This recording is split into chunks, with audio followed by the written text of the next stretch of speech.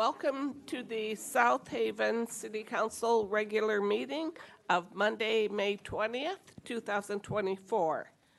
This meeting is called to order. We will have a moment of silence for our invocation.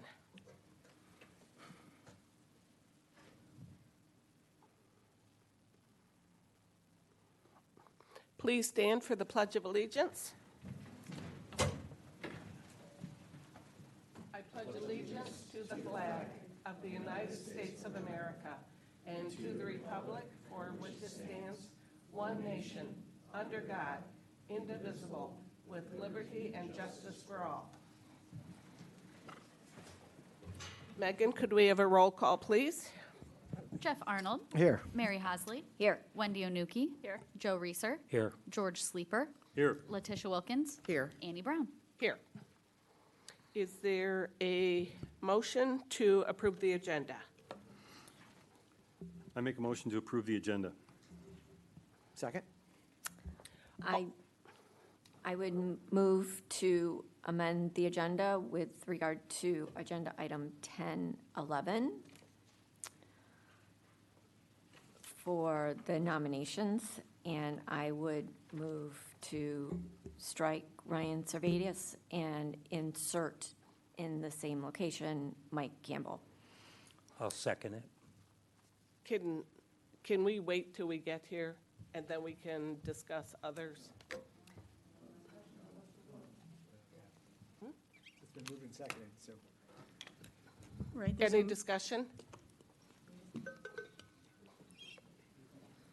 I guess my thought is, once we Point got of to order, Quiet, please. Quiet. is there discussion when we're amending the agenda? We have discussion after every motion and second. Cliff, Go ahead, George. don't forget to turn on your microphone. That's on. There we go.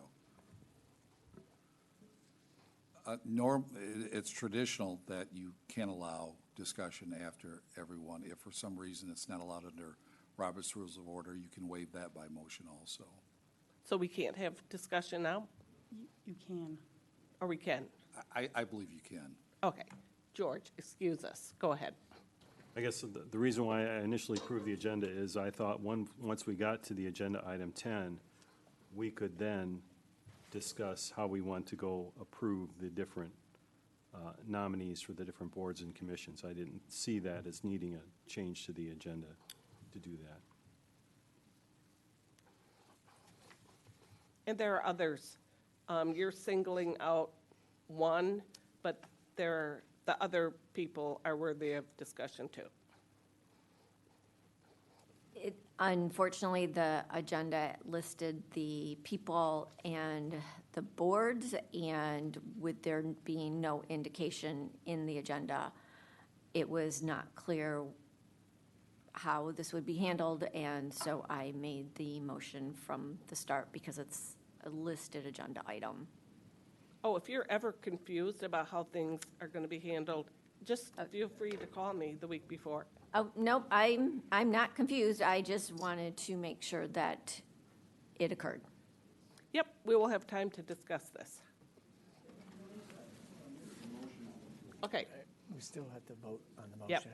yep. All in favor of Mary's motion, say yes. Yes. Opposed? No. Voice. Let's do a roll call. Can we raise our hands for something so we know who's yes We're and no? going to do roll call. Okay, thank you. Wonderful. Arnold. No. Hosley. Yes. Onuki. Yes. Reeser. Yes. Sleeper. No. Letitia Wilkins. Yes. Ann Brown. No. Motion carries. This is, once again, there's some blindsiding going on. So you didn't contact me about what you were thinking. Actually, I said I may be making a motion when the agenda was approved, and I specifically identified item 10 on Friday. Okay, can you repeat the motion now, Megan? We had an emotion to, first we had a motion to approve the agenda by George, and I think it was seconded by Jeff. and then by Wendy. And then there was a motion to amend the agenda as to item 10, appointment 11. Roman number 11. And that was approved by a roll call vote of 4-3. So we're back to now the motion to amend, approve the agenda as it has been amended. Okay. And we do have, now we need a motion and a second for that. No, there's a motion to approve Okay. the agenda, which has already been Got it. amended by a prior motion, so it's Got been it. moved and supported, so all you need at this point is the vote. Oh, okay. All in favor say yes? Yes. Opposed? No. No.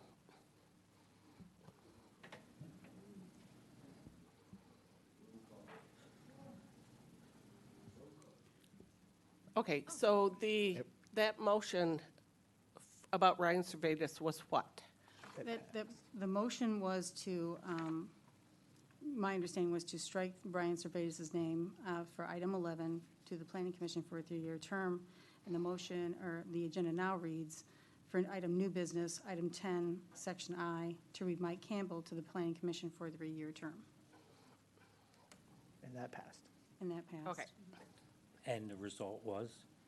Well, the motion to amend was 4-3's vote, and then, so that has passed. And then the motion to approve the agenda has passed by a 4-3 vote. So the agenda has been approved, has been amended, and now has been approved. Okay, I voted in favor of the second. 5-2, thank you. Okay. okay. So now we're on to public comment. Item 6. It is now time for public comment for items on the agenda, excluding items scheduled for public hearing. You have 5 minutes.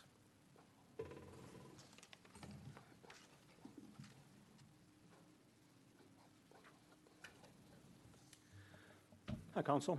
Annie, Mike Neese, 509 Fruit Street, proud resident of Ward 2 and registered voter. I'd like to speak to item number 9 with 5 points of process, just suggestions here. Pardon me if I read them. I know I'm under 5 minutes. I'm not used to that restriction. I'm usually sitting in that chair. I can talk as much as I want, but those days are gone. First point I'd like to make is our approach should be comprehensive, addressing the broader implications and setting a clear direction of STRs rather than making these small incremental changes. We've been treating these symptoms with a series of Band-Aids without addressing the root cause for some time now. As a matter of fact, some of you will remember in 2018, Council sent us 6 substantive proposals for PC to consider because of concerns, and this is a quote from the agenda. Short-term rentals remain a concern for some in the community. Some believe that by driving up the values of residential dwelling units, short-term rentals adversely affect economic development efforts. Others are concerned about adverse effects on local schools and the overall character of the community and the density of short-term rental increases. City Council recommends the review of these 6 proposed changes to the short-term rental ordinance by the Planning Commission to address these concerns, end of quote. I would suggest the process we used in 2018 led us to fail to address those concerns as the total density of STRs went from 2018, it grew 200% in the last 6 years, when we were sent proposals to help rein that in. So that failed. I suggest there are 2 comprehensive foundational changes you should make before you consider the draft that's in front of you, the draft code of ordinance, or the draft ordinance. The first thing would be to move as much of the zoning ordinance as we can to the code of ordinances, which would facilitate better management of STRs and establish the city as the permit owner. Secondly, reclassify them as commercial properties and license them as a business. The permit is issued to the owner and is surrendered upon sale or death. By the way, these are both standard best practices in other communities like ours. Second point, we need the expertise of an unbiased, external certified city planner to provide an objective, objective, practice-based approach. Our current staff and legal counsel, while very skilled, multi-skilled, do not have the specific training and planning expertise required for this task. I do not believe we have the facilitation skills on the staff to conduct a data-driven review and a fact-based decision-making model. If the process is not robust and encompassing, we will continue to be forced to fix emerging symptoms with little long-term gain. By the way, I use Saugatuck as an example of this. They are currently reviewing their entire ordinance under the leadership of a consultant who was a former Williams & Work consultant. Point 3, the residents populate our neighborhood should be the primary group defining the balance between tourism and residential living. Their voices and concerns must be the priority. They are your constituents. The residents voted for a new council, hoping this council would indeed consider the phrase, "What about us?" Most of us do not have the wherewithal to be able to live in one of our many neighborhoods with HOAs and COAs that prohibit short-term rentals. We must count on you, our representatives, to provide a zoning that gives us the same or equal protection from commercial properties in our neighborhood. Please do so. By the way, as of 4 o'clock today, we hold the distinction of having the second highest rate of STRs to residential units in the state of Michigan, second only to Traverse City. There's a code of that. Traverse City has no STRs in residential zoning. Legislative oversight. Remember, you are the legislative body. You should not delegate policy creation to the staff, the Planning Commission, contracted legal counsel, or non-governmental influencers. It is your responsibility to ensure that the policies reflect the will and the best interest of our residents. You have 1 minute. We should restore the guidance residents gave us in our community vision, we should follow the guidance residents gave us in our community vision to first restore the nature of our neighborhoods. We should follow our master plan, which calls for the protection of character and tradition in our neighborhood, our economic strategic development plan, which warns of our myopic approach to our economy focused way too much on tourism, and the council's own #1 priority listing. We should also resurrect and revisit the non-biased research of the Upjohn Institute, which reminded us the #1 responsibility of City Council is to improve the economic well-being of its residents, and recommends prohibiting STRs in short-term in residentially zoned districts. Lastly, we never looked at overlay districts. I'm not opposed to STRs. I am opposed to messing with the character and tradition of our neighborhoods. There are certainly neighborhoods that traditionally and characteristically have had STRs for forever. Your time's up. Thank you. Thanks, Annie.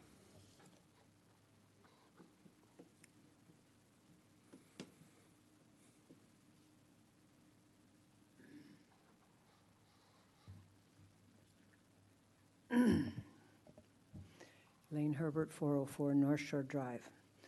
What about us? 3 questions for tonight's agenda. What about STRs in neighborhoods? What about lifeguards? What about nominating STR profiteers to plan our city? Number 1, when residents and council gave direction to staff to craft an STR ordinance, we didn't expect a simple rewrite, weirdly redlining, only to absolve staff of accountability and to grant investors amnesty forever from zoning noncompliance. Did you not hear us? We advise the STR ordinance belongs in the Code of Ordinances, not the zoning ordinance. We advise to reclassify STRs as a commercial use in commercial zones subject to business permit regulations clearly defined by the city. We gave you a sample ordinance through a citizen initiative. Did you not read it?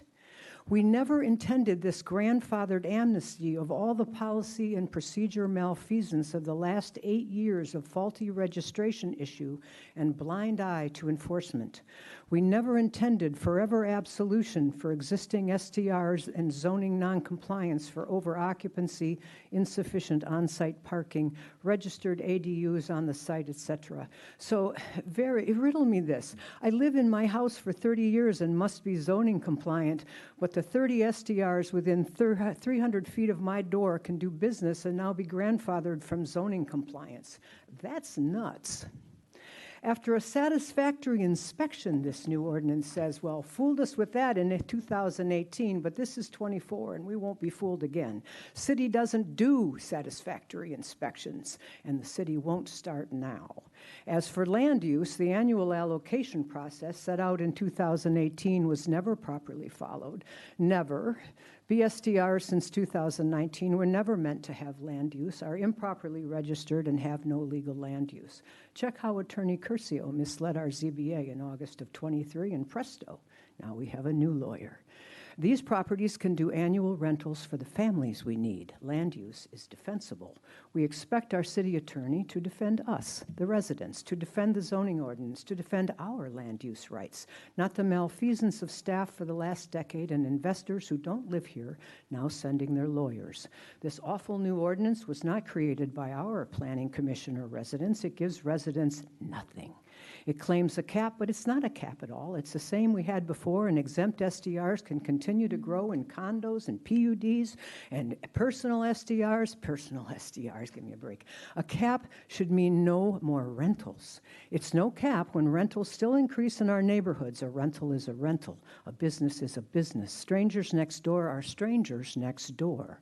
How do you miss our message? What residents want is restoration of residential neighborhoods, SDR rollback. Attrition should be that SDR use ends in the neighborhood when a property is sold. A property sells and a property restores to residential. That's pretty simple. Neighborhoods need neighbors, not commercial rentals. Housing means not just Overton, but restoring affordable and plentiful housing with quality of life in all of our residential neighborhoods. We mean restoring quality of our residential life free from commercial noise, density, garbage, traffic, strangers, 7 months of darkness. We mean restoring year-round economy, children, workers, churches, families. It took 8 years to devastate our neighborhoods. The least we should accept is an 8-year plan to restore them. 2, when we said beach safety, we meant lifeguards. You knew that, but yet tonight we have no plan for that. 3, by code of ordinance, the mayor has the opportunity to nominate for commissions, but city council also nominates, and in the 1 end, minute. thank you, and in the end, the council confirms or denies. Please do so. Residents oppose realtor and STR rental business owner Servatius for planning commission. Servatius has social media sites that misinforms with false information regarding the zoning ordinances and constantly violates the sign ordinance himself as both a candidate and a business owner. Just this weekend, his business signs were on the city parkway in obvious violation. He lost the residents' votes in City Ward 2 election 2-1. Residents reject Servatius as conflicted due to his business and his conduct. SDR profiteers should not plan our city. What about us? Thank you for your time.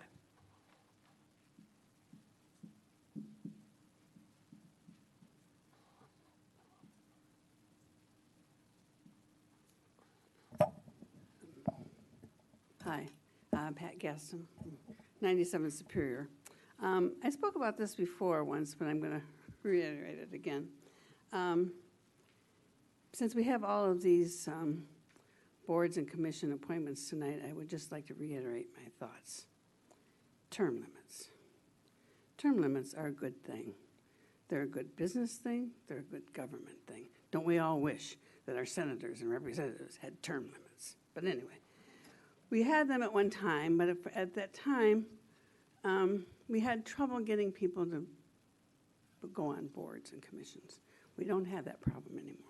We have a community that's ready, willing, and able to serve, to educate themselves, to do the city's work, and yet we still have people, on these boards too long.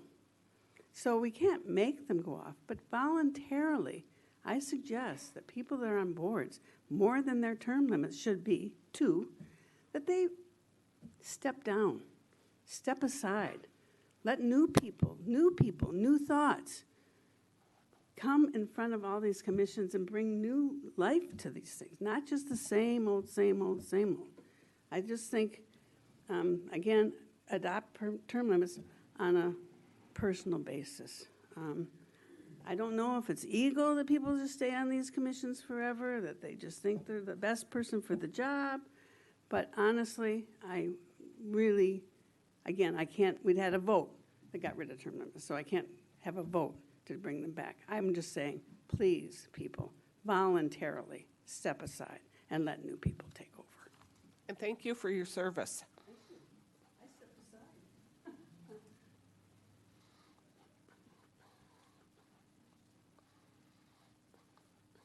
Dan Agnello, 964 Everett Parkway.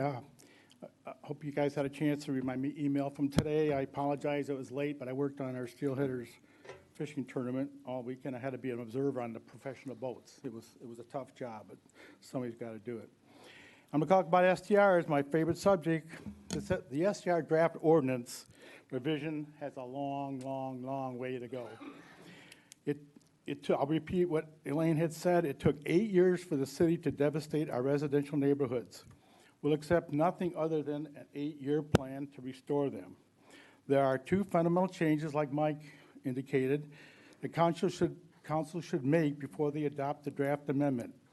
Again, as stressed by several people in the last 3 or 4 months, including a municipal lawyer that lives in the city here, not our council here, the first move of the bulk ordinance from the zoning and into the code of ordinances. Like we're the only city that has them in our zoning ordinances. Second, you reclassify STRs as commercial use subject to business permit regulations, which is clearly defined by the city. As stated several times, the courts have indicated that STRs are businesses. They are not residences. These two actions are not negotiable. I and many are willing to pursue citizen action through referendum and recall if necessary. Let's learn from our mistakes of 2018. I and many other citizens are willing to pursue action. Oh, excuse me, I have to repeat it. You have not banned personal STRs, but in the last paragraph, at least you have limited them to a house that is legally entitled to 100% PRE. But like we've indicated before, there are a lot of people that have 5 or 6 or 7 houses, and they're listed in their name, theirs and their wife's name, Joe and Pete, LLC, and they try to get 100% PRE. So that has to be enforced very strictly. And the historical forgiveness part of this proposed draft is unbelievable, and it's poor at best. It gives unwarranted forgiveness to all the non-enforcement since 2016. My feeling is that staff doesn't want to have to put up with the past history of these ordinances and to properly enforce them, so they want to sweep them under the rug. It absolves staff of all the rules since 2018, and finally, it grandfathers all STRs created since 2016. There's no basis for this absolution, none whatsoever. These sections need to remain as is and even strengthened and enforced. As I've said several times, residents need input to these drafts before they are presented to the City Council and before the PC is sent a draft from the CC. Council, the PC, and residents should make the draft and then go to council, not the other way around. And again, please do not say residents will have 4 times or so to comment, because based on past experience and that of others, public comment rarely makes significant changes. We need significant, bold changes, like we've talked about. Lake Township, St. Joe, okay? Let's do something, okay? And we have to take into account the public comment of more than 400 people during a recent survey. They demanded significant reform. We're talking about claiming a cap like many have discussed, but personal STRs are still available. Now, my neighbor has a rental over by the bridge. He couldn't get a business STR license. So guess what? He rented it long-term to municipalities, people coming in. That's a good start. Make the significant reform residents want and the significant reform other tourist-based cities have done. Thank you. Thank you.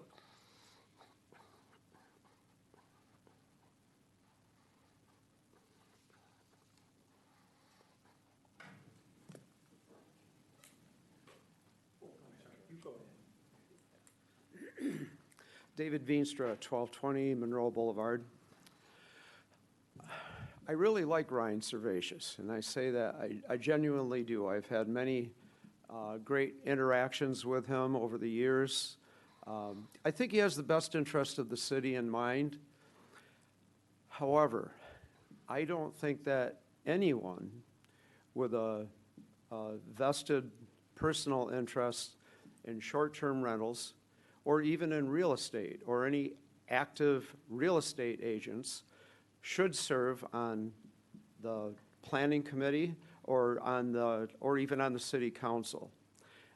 It's a conflict of interest that can't be avoided, or certainly at least the appearance. There's just no way to get around the appearance of a conflict of interest. It pains me in a way to say this because I do regard Ryan as a friend. We've had great conversations. When we've disagreed about city policy, it's always been civil. So I respect his ideas. I think his ideas should be heard. I think he has some ideas that should be considered. I do not think he should have a vote. Thank you.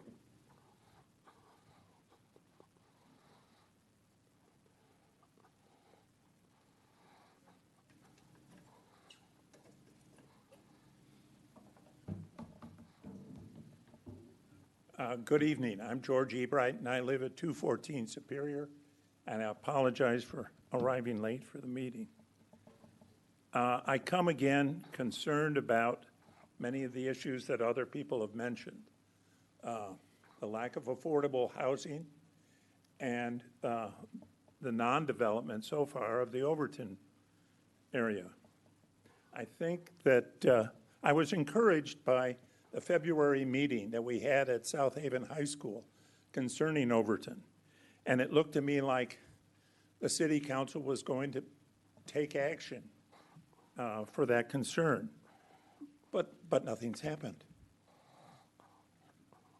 I've heard nothing. These other issues are important, I know, but we need to have affordable housing for young families and young adults in our city for us to guarantee a future. Questions that come up to me are whether or not there's funding available from the state. Has City Council investigated that? And I understand that Holland is getting funding from the state for affordable housing. And if there are environmental problems that need expensive solutions, then let's find them. Perhaps the city needs to issue a municipal bond to help pay for this. There are ways to do it, and you are our leaders, and you need to do it. I've heard many people speak right now who I believe are permanent residents, as am I. We want to see solutions. We don't have enough time so that the 2030 census will tell us that our permanent residents are disappearing. Young people are not coming to South Haven. This is your responsibility now. You've got to find the solutions now. Please don't avoid them, and don't make all of the houses on Superior Street million-dollar houses. Thank you. Thank you.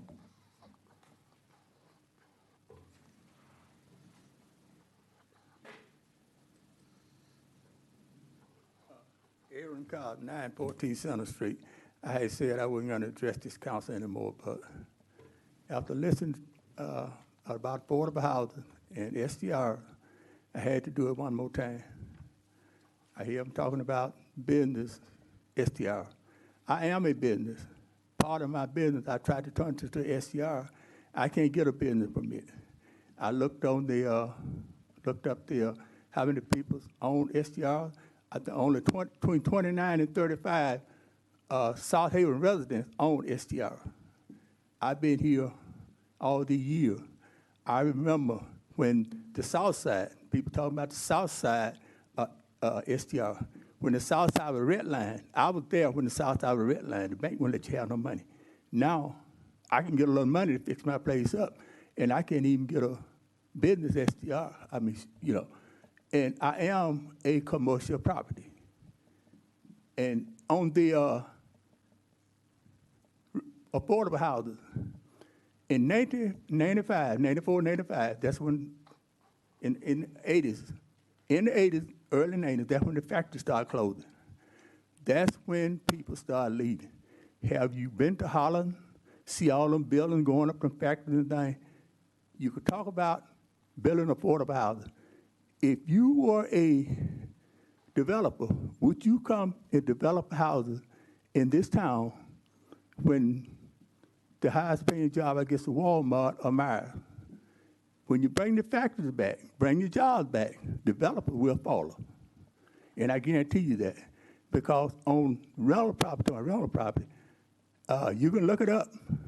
At one time, my wife and I owned over 13, 14, 15 properties in South Haven. We started selling them. And I own one building now, a 4-unit building. And nobody in that building paid $750. I'm still the lowest renter. The reason I can do it, I bought the building in the early 80s.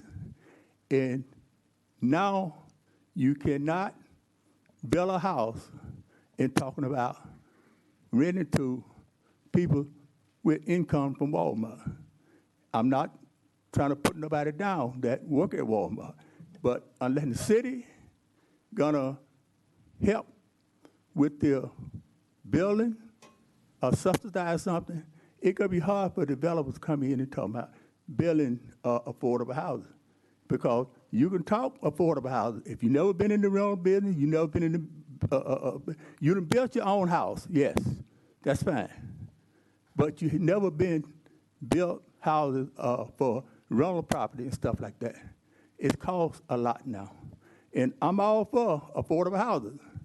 But until a developer gets some subsidy, they're not going to come and build affordable housing, what you all call affordable housing. And then the last point I would like to make, you keep saying affordable housing.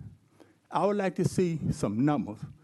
Can a person working at Walmart go and see how much they make an hour? And can they afford the houses that you're talking about that need to be built?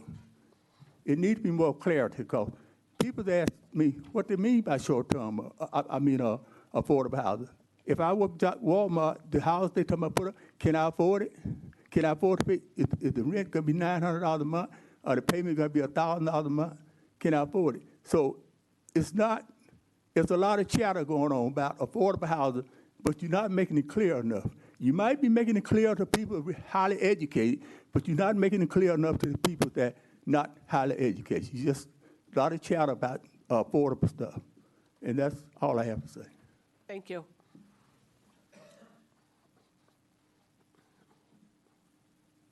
Joe Wilkins, 8011 Indiana Street. How you doing? I am just want to quickly comment on. Can you hear me? Okay.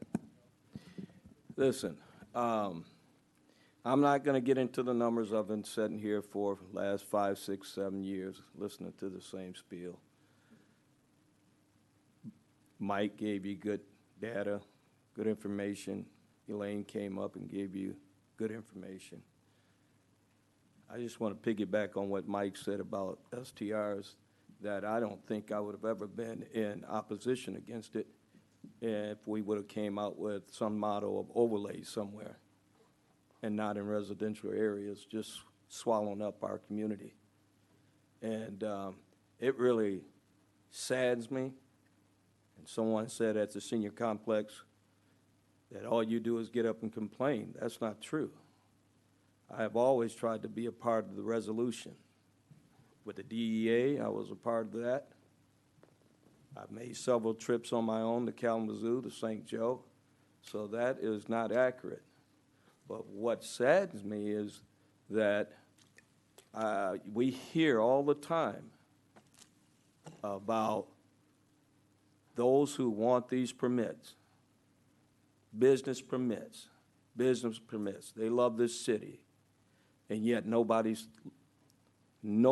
talking about the child that's homeless, the mother, single mother that can't find a home, the family that can't find a home. I think we need to wake up and realize that there are educated loved ones who have to move back home. We just heard a story of a young lady that has a pretty good job in Chicago. She has to move back home with her parents in South Haven because of the lack of affordable housing. So it's very selfish to me for someone to get on this mic and pretend that they like this city, they love this city, they're speaking for those that, that they think what they think is best for this city, and yet overlook all the hardship stories that I hear about people, our homeless rates climbing, and it all ties in. You can't separate the two. If we would have handled STRs better out the gate, we probably wouldn't be here, but we didn't. We did not handle it correctly, and for those to suggest that we keep going down this dark path is very selfish, very selfish. And so I don't know what it's going to take to get across to a lot of people in this area that I think, and most people won't say, but it comes down to greed. Because how can you hear these stories and still push the same narrative for the last 7 years? So I'm not going to come with a bunch of these fluffy numbers that this council and the residents already have heard. But when you hear stories like we hear all the time, how can you not pause and say, well, wait a minute, let's take a look at this. Let's see what we can do to stop this. And so, again, I would challenge anyone to say they love this city and yet keep trying to push this same narrative that STRs is not the problem. It might not have been the main issue, but because we didn't handle it right, it became a part of the issue. And so I want to make sure that this council hear the human side of this story, because all the stories that I hear, the comments that I've been hearing from the residents that want this is on the dollar side, the money side. But there's a human side to all this as well. There's some hardships over here that we've been overlooking for a lot of years. And I'll say this and I take my seat. I haven't even talked about the gentrification that have happened in our city, that the diversity, the lack of diversity that we're seeing because of it. People that look like me. That's important to me. And we see that being dissipated every day. So please, let's do the right thing.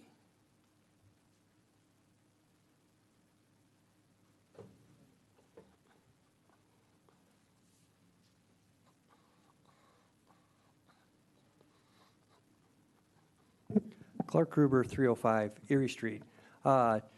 Just as a reminder, especially those who've had some training on planning commissions and boards, realtors have every right to be on city council. In fact, I think Andy Clavens served for 8 years and did an awesome job. And, planning commissions need to have diversity of all industries, if possible, and of different individuals throughout the community. I think we have a pretty good job with that right now on planning, and having a real estate individual on planning is not a scary monster, and I don't know why people are thinking of it that way. He would bring some really good insights. He's a good man. He did run for city council. That's a hard thing to do, whether you got 10 votes or you won your election. It is not an easy thing to stand up and go out and meet people and go to debates and have to handle hard questions. An individual wanted to serve. Excuse me. Please stop talking in the audience. Go ahead. Thank you. I just want to remind you that. So hopefully you guys talk about that realtors do have a right to sit on any of our boards, commissions, and our city council. Thank you. Thank you.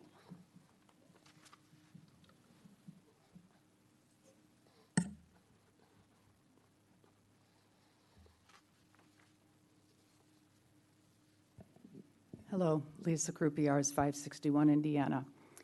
First of all, again, I had not intended to stand up here and talk tonight, but I beg to differ with Mr. Gruber. If things were more resident-centric in our community, realtors, real estate people would have a voice, should have a voice. But they are already we're being overrun by them. So I beg to differ with what he said. If it was a little more balanced here, I would agree with that.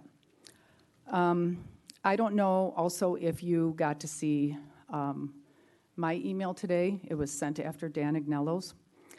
Two things I would like to add and reinforce to what he spoke about at the podium today.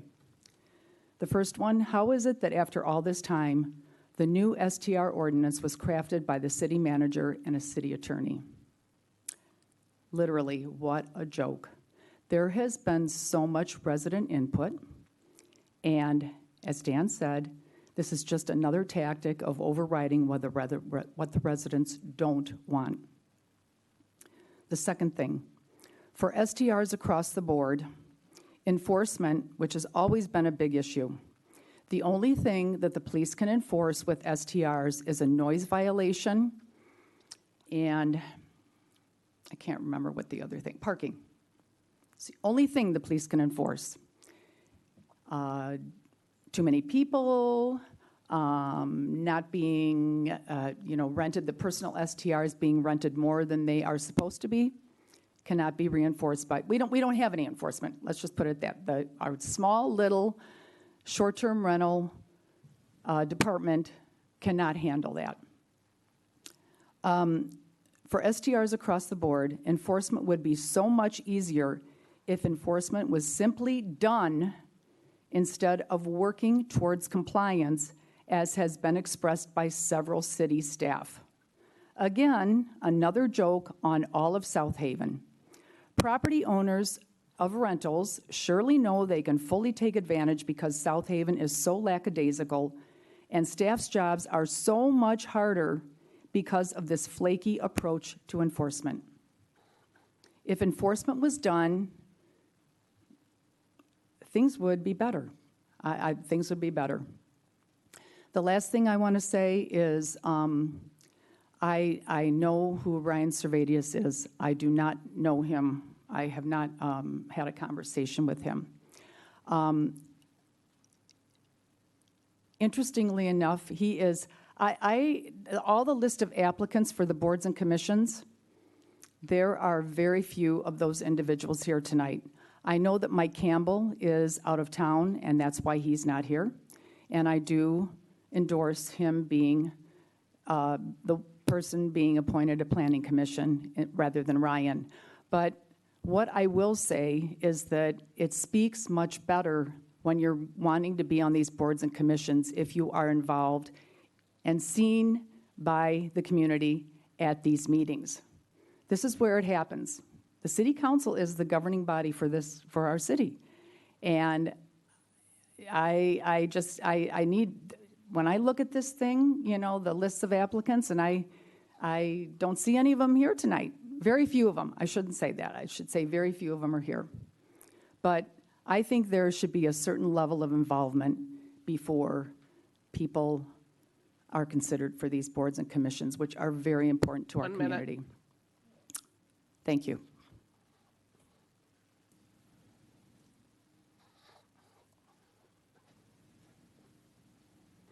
If there's no other comments, we'll move on to consent agenda. Mayor, before we get into the consent agenda, I do want to make the board aware that I was notified that we do have an error in the minutes.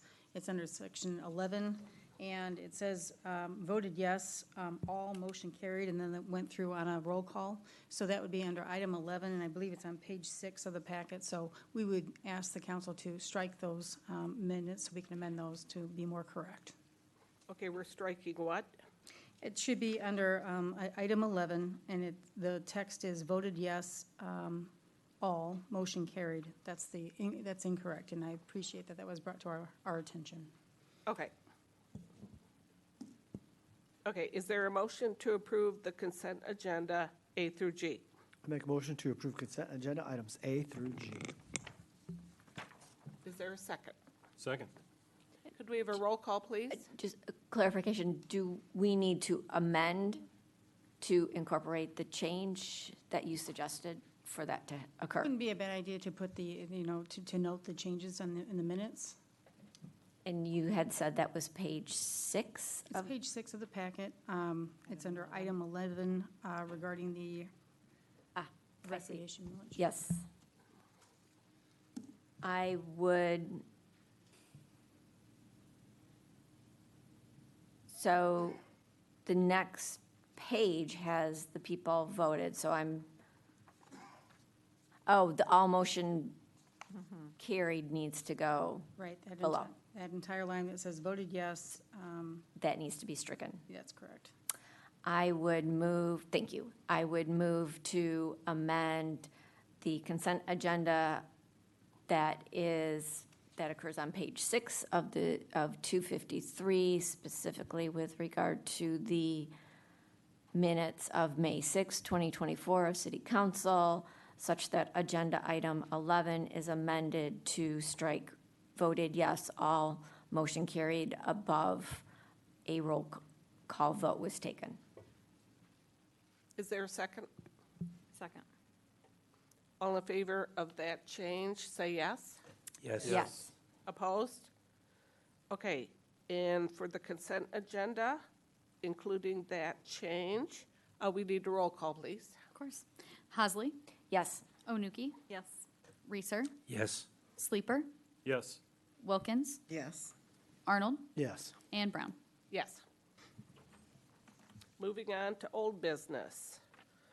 The city council will be asked to host a public hearing for the fiscal year 2024-2025 budget. Is there a motion to open the public hearing? Make a motion to open the public hearing? Second. All in favor say yes. Yes. Yes. Yes. Opposed? The public hearing is now open. Kate?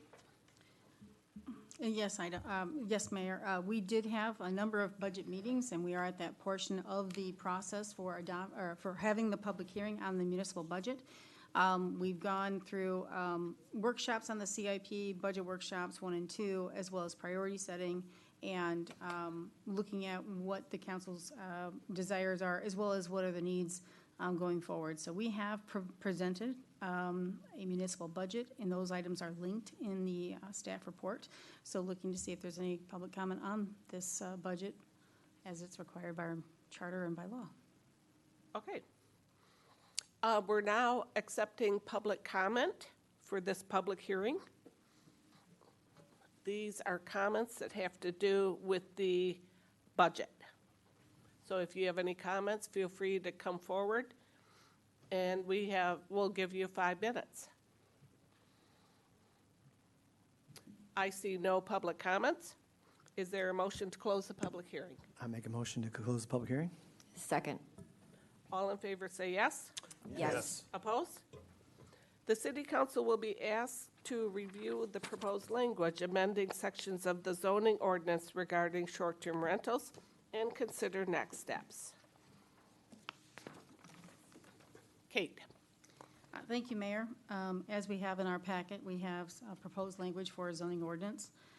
We also have Attorney Cliff Bloom here to answer any questions. I do know that we've had a lot of discussions about STR amendments stemming from last year, and there's been a lot of input by this council, and of course, lots of public comment received. We do have draft ordinance language to talk about. It may be helpful if Attorney Bloom walks through what the proposed changes are.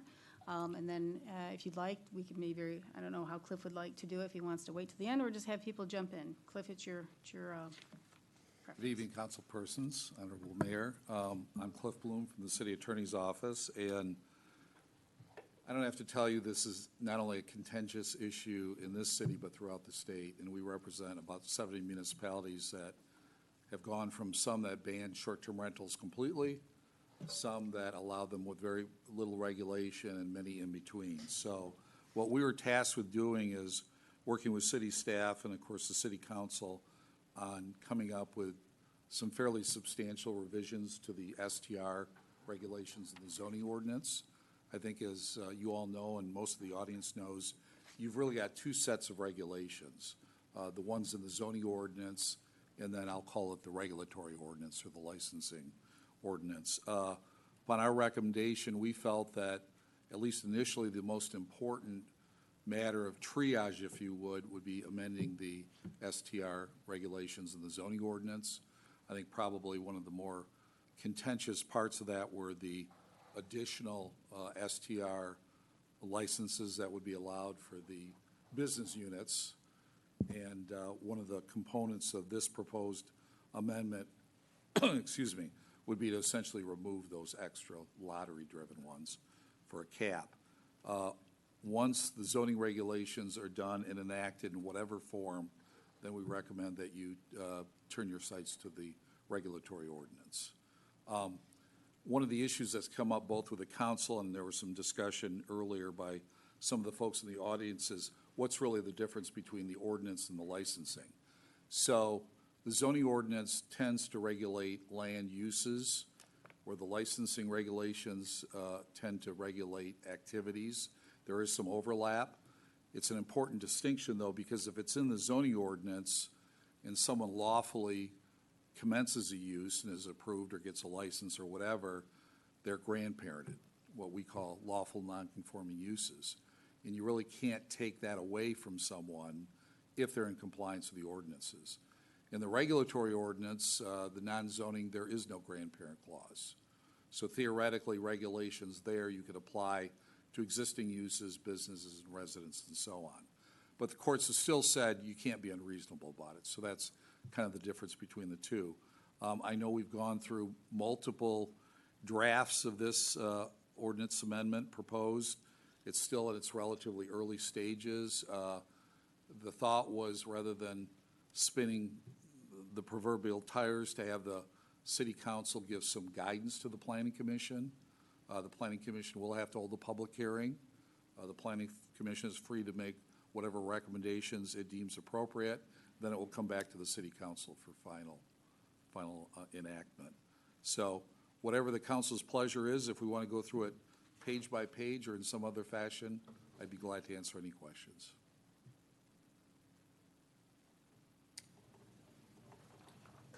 Go ahead, Joe. I think it's so important. I do think for the public and for us to go highlight page by page, not every word.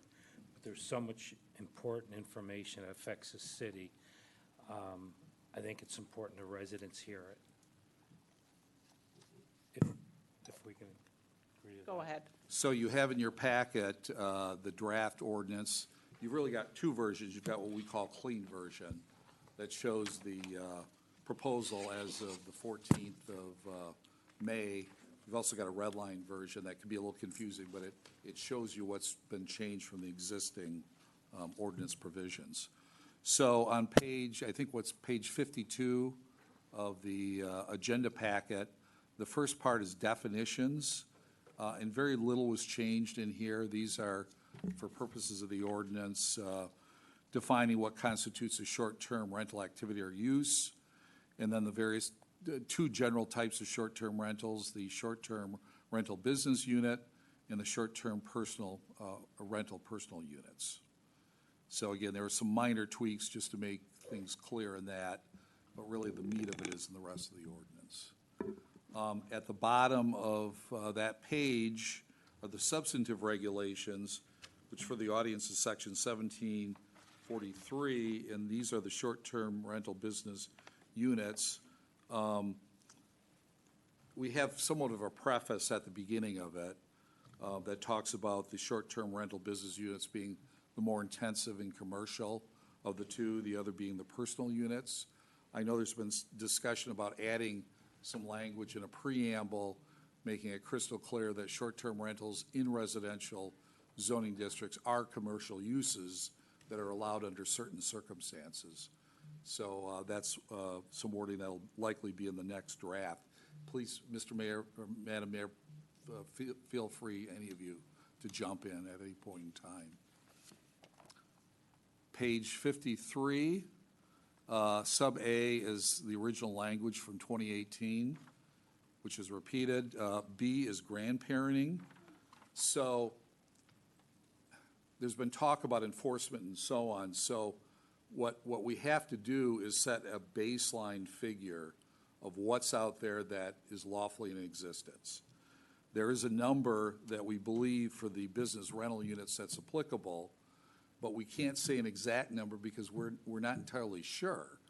It's not that we don't know who's been registered, but if there are violations out there, then they're not lawfully in existence. So what this says is that if a short-term rental business unit was lawfully in existence as of December 31st, 2023, all of those together are the baseline. And the proposal here, or the cap, the proposal is to take away the lottery system to allow those to grow. Now, you might say, is lawfully in existence somewhat ambiguous? It probably is, but there's no other good legal way of doing that. So this isn't 100% grandparent. It's not saying that everyone that existed as of December 31st can continue, only if they're lawfully in existence. So Cliff, let me stop you there, if I may. Absolutely. And that's, so people tonight, speakers tonight, were pretty worried about that grandfathering and it somehow grants amnesty to short-term rentals, business short-term rentals, and I certainly have that concern as well. But what I hear you saying is this doesn't grandfather anyone, that if they're not lawfully in compliance, we're assuming everyone's on their best behavior, but then if we find out that they're not lawful, this doesn't protect them. That's correct. Is that what I'm hearing? It's true with any use in the city. As we sit here now, staff knows there might be 50 major violations in the city, but the rest of them we assume are legal. If proof comes forward they're not, then staff can take action to revoke the license and so on. Okay. Now, that's going to be one of the difficult things of any short-term rental ordinance is enforcement. At the end of this, the council is going to have to decide, how do you enforce it? How much money do you enforcement and so on? Typically, enforcement would be done by staff observing violations, by citizen complaints and so on. So regardless of what you do, if the city's committed to enforcement, it's going to take some money, it's going to take some time. But so how do you know if someone's lawfully in existence? A citizen would make a complaint. They would review the complaint. If it has merit, they would investigate it. If, in fact, staff is convinced that there's a violation, then the city can take action to revoke that permit, the short-term permit and so on. Okay. Unfortunately, it'd be great if we could say, here's the exact number that are out there that are fully lawful, but, without sending out a team of investigators for roughly 500 short-term business rental units, that's just not feasible. Okay. Question? So for this, you say if a resident has a complaint, is there a time in which that complaint has to be raised to assert it? What does it go to? Can you help explain what they can challenge and in what time frame they can challenge it? Yeah, under Michigan law, and the Michigan Supreme Court decided this about 3 years ago, there is no statute of limitations for city ordinance violations. So it could be raised at any time. So the complaint would be filed with the city staff. If, for whatever reason, city staff made the interpretation it was lawful and the neighbor disagreed, in most cases, I can't say all cases, most cases the resident could then appeal that to the Zoning Board of Appeals to determine whether or not the Zoning Board of Appeals agrees with a determination by staff that there's not a violation. Why do I say most of the time? Well, the courts have decided that in order to appeal something to the Zoning Board of Appeals, a neighbor has to be an aggrieved party. So they have to show certain things. But no, in general, it can be raised at any time. So it wouldn't be tied to when the short-term rental permit was issued or the annual inspection occurred? No. And right now in the regulatory ordinance, the police power ordinance says that an approval, license, registration, whatever you want to call it, can be revoked for a violation. Any other Can you, for the residents, and I'm trying to be very careful not to say what I'm not supposed to speak about, but can you explain to the residents what we're now calling business short-term rentals in residential neighborhoods? Yes, so backing up, and obviously this was before my time, and it might be before some staff's time, but back in 2018, the then council made the decision to amend the ordinance to allow short-term rentals in residential zoning districts as a commercial use. I think it's pretty clear they are commercial uses. I mean, the courts in Michigan have issued, the appellate courts, probably about a dozen decisions over the last 10 years. Some are deed restriction cases, but they're very similar to municipal ordinances.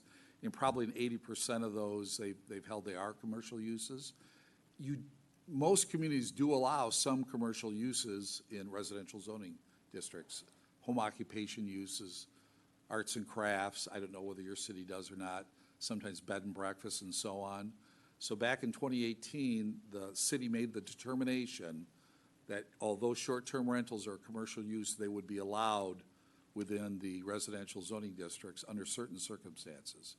And at that time, the amendment to the zoning ordinance said there's really two types of regulated ones. There's the business units and then the personal units. And as you know, the personal units are very limited, roughly a month, give or take, in the whole year. Now, it makes it a little more complicated because there are some uses that are just absolutely exempt. Certain group homes, mental health care facilities, and so on. And then there are others that, although they have to register, are not subject to the caps and so on. And that's 4 planned unit developments that have been approved in the city, and also certain condominium units are exempt. So that was the regulatory scheme that was adopted in 2018, which this proposes to amend.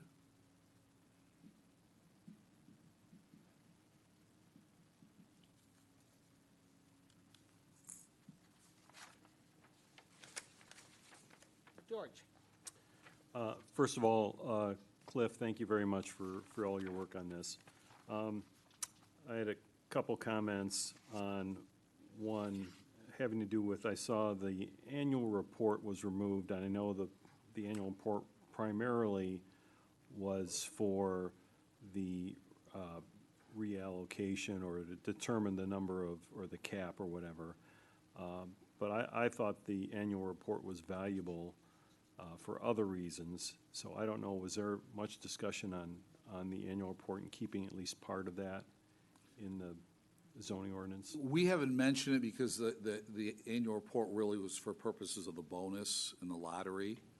And so there really wasn't a need for it in the new one. That doesn't mean as a matter of policy, it's not good. I think it still is somewhat essential to help determine whether, not only does this propose a cap at the number of lawfully existing, but it would ratchet down. As people voluntarily give up their license, the house is burned down, there's a substantial violation, you revoke their license and so on. So I still think that the annual report is a valuable asset, which will not only enable us to help enforce the ordinance, but so that you have the information you need going forward.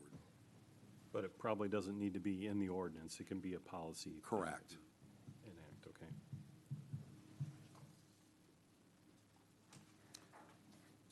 Would you like me to continue, Madam Mayor? Go ahead. Thank you. So basically on page 53, starting at C, deals with what I've mentioned already, the caps. There would be no bonuses, there'd be no lottery above and beyond that. And there was an explanation of how that cap comes down, again, as units voluntarily give up, houses burn down, and so on. So if you go to page 54, at the top, it indicates, keep in mind that the personal units do not have a cap as proposed. The business rentals do.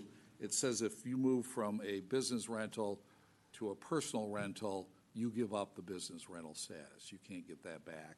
It would ratchet down by 1. Certain developments are excluded in the existing zoning regulations, and this would propose that they be continued. The first one is condominium units.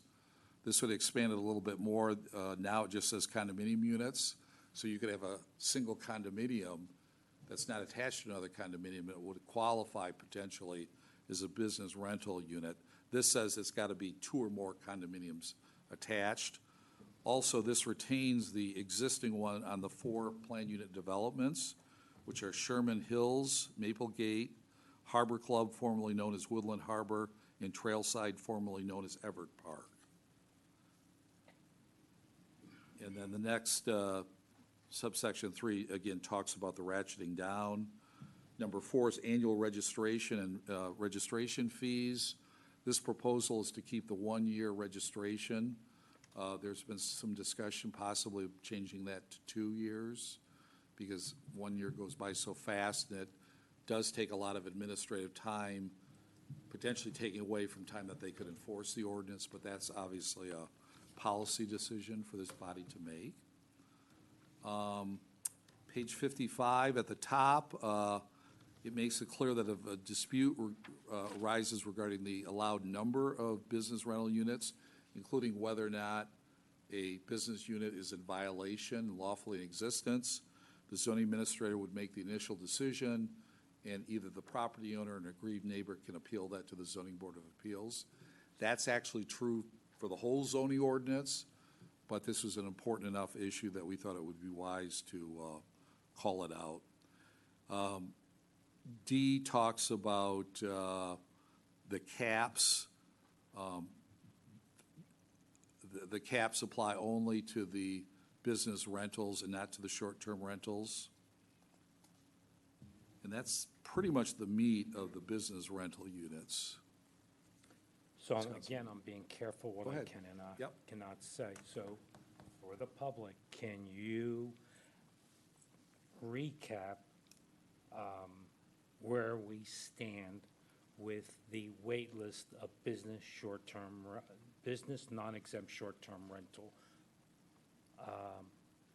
persons on that wait list? What's happening? I know, I want the public to know what's going to happen to it. Okay, so there's a moratorium in effect, as you know. The lottery's been put on hold, the bonus numbers have been put on hold. This would propose, once the moratorium's off, to eliminate all the bonuses in the lottery. So there would be a cap, which would be the ones that lawfully existed as of December 31st, which actually I understand has gone down a couple. There have been a couple that, for whatever reason, voluntarily given up that right. And that would be it. So there wouldn't be, under this proposal, there wouldn't be any lottery for the future, and there wouldn't be any bonus amounts for the business rental units. As you know, there is no cap or lottery or bonus for the personal rental units as proposed. Got it. So there is no wait list. You talk about for the personal, Business. if this goes through, that's correct for either. Okay. Any other questions? Yes. Thank you. For clarification, so as you had indicated, the numbers have gone down since December 31st. So we potentially could consider different language that would address having the lowest number since December 31st, or somehow amend, modifying the subsection 3 with regard to the decreasing number would apply to whatever has gone down from there. Good point. Yeah, we need some benchmark, and the general benchmark would be December 31, 2023, because it's at the end of the year and it's passed, so no one can manipulate that. But that is a good idea, I believe, is whatever was lawfully in existence as of that date or on the date that the zoning amendment becomes effective, whichever is lower. And for clarification, again, because I know that there is concern with the terminology of lawfully existed on or before December 31st, 2023. So if these amendments are passed, that does not prohibit a neighbor who can establish aggrieved statusship, and the Michigan Supreme Court addressed that in 2022, I believe, in July, to add a little more clarity. So that number that's decided, that could actually potentially be decreased if it's been, if an aggrieved neighbor establishes that a home with a non-exempt business STR permit is not lawfully existing. Correct. Two things. Actually, that 2022 case, which is Saugatuck Dunes, not too far away, Yep. it's even better for neighbors. There was a decision in December that says if you're a neighbor, in most cases, you will be an aggrieved party. I just can't say 100, there might be some situation where there's that. I've grappled with the language lawfully in effect. If we just said in existence, then I think that'd be a problem, because it could be illegal in existence. I think by using the wording lawfully in existence, I think that makes it pretty clear that it's not just that they exist, it's not just that they have registration, they've got to be lawful. Now, within reason. The courts are going to apply a materiality or substantial, again, a jaywalking offense probably wouldn't make them illegal, but if it was something fairly substantial, the city would take a position they're not lawfully in existence. And additional, so the exempt units for the planned unit development, so Sherman Hills hasn't had anything happen, and potentially its PUD could be non-existent. So we would be within our right to strike Sherman Hills from the list of PUDs. This list is from the existing zoning regulations, updated with some of the new names and so on. So we included Sherman Hills because it was in the existing, but if it's determined that the PUD is lapsed, there's no real improvements there, no lawful improvements as a matter of policy, the city could take that out, and I think there's a pretty high likelihood that that would be upheld by the courts if challenged. So the part about that neighbors can have the power to report what's going on, or does that give the neighbors the permission to trespass on property? No.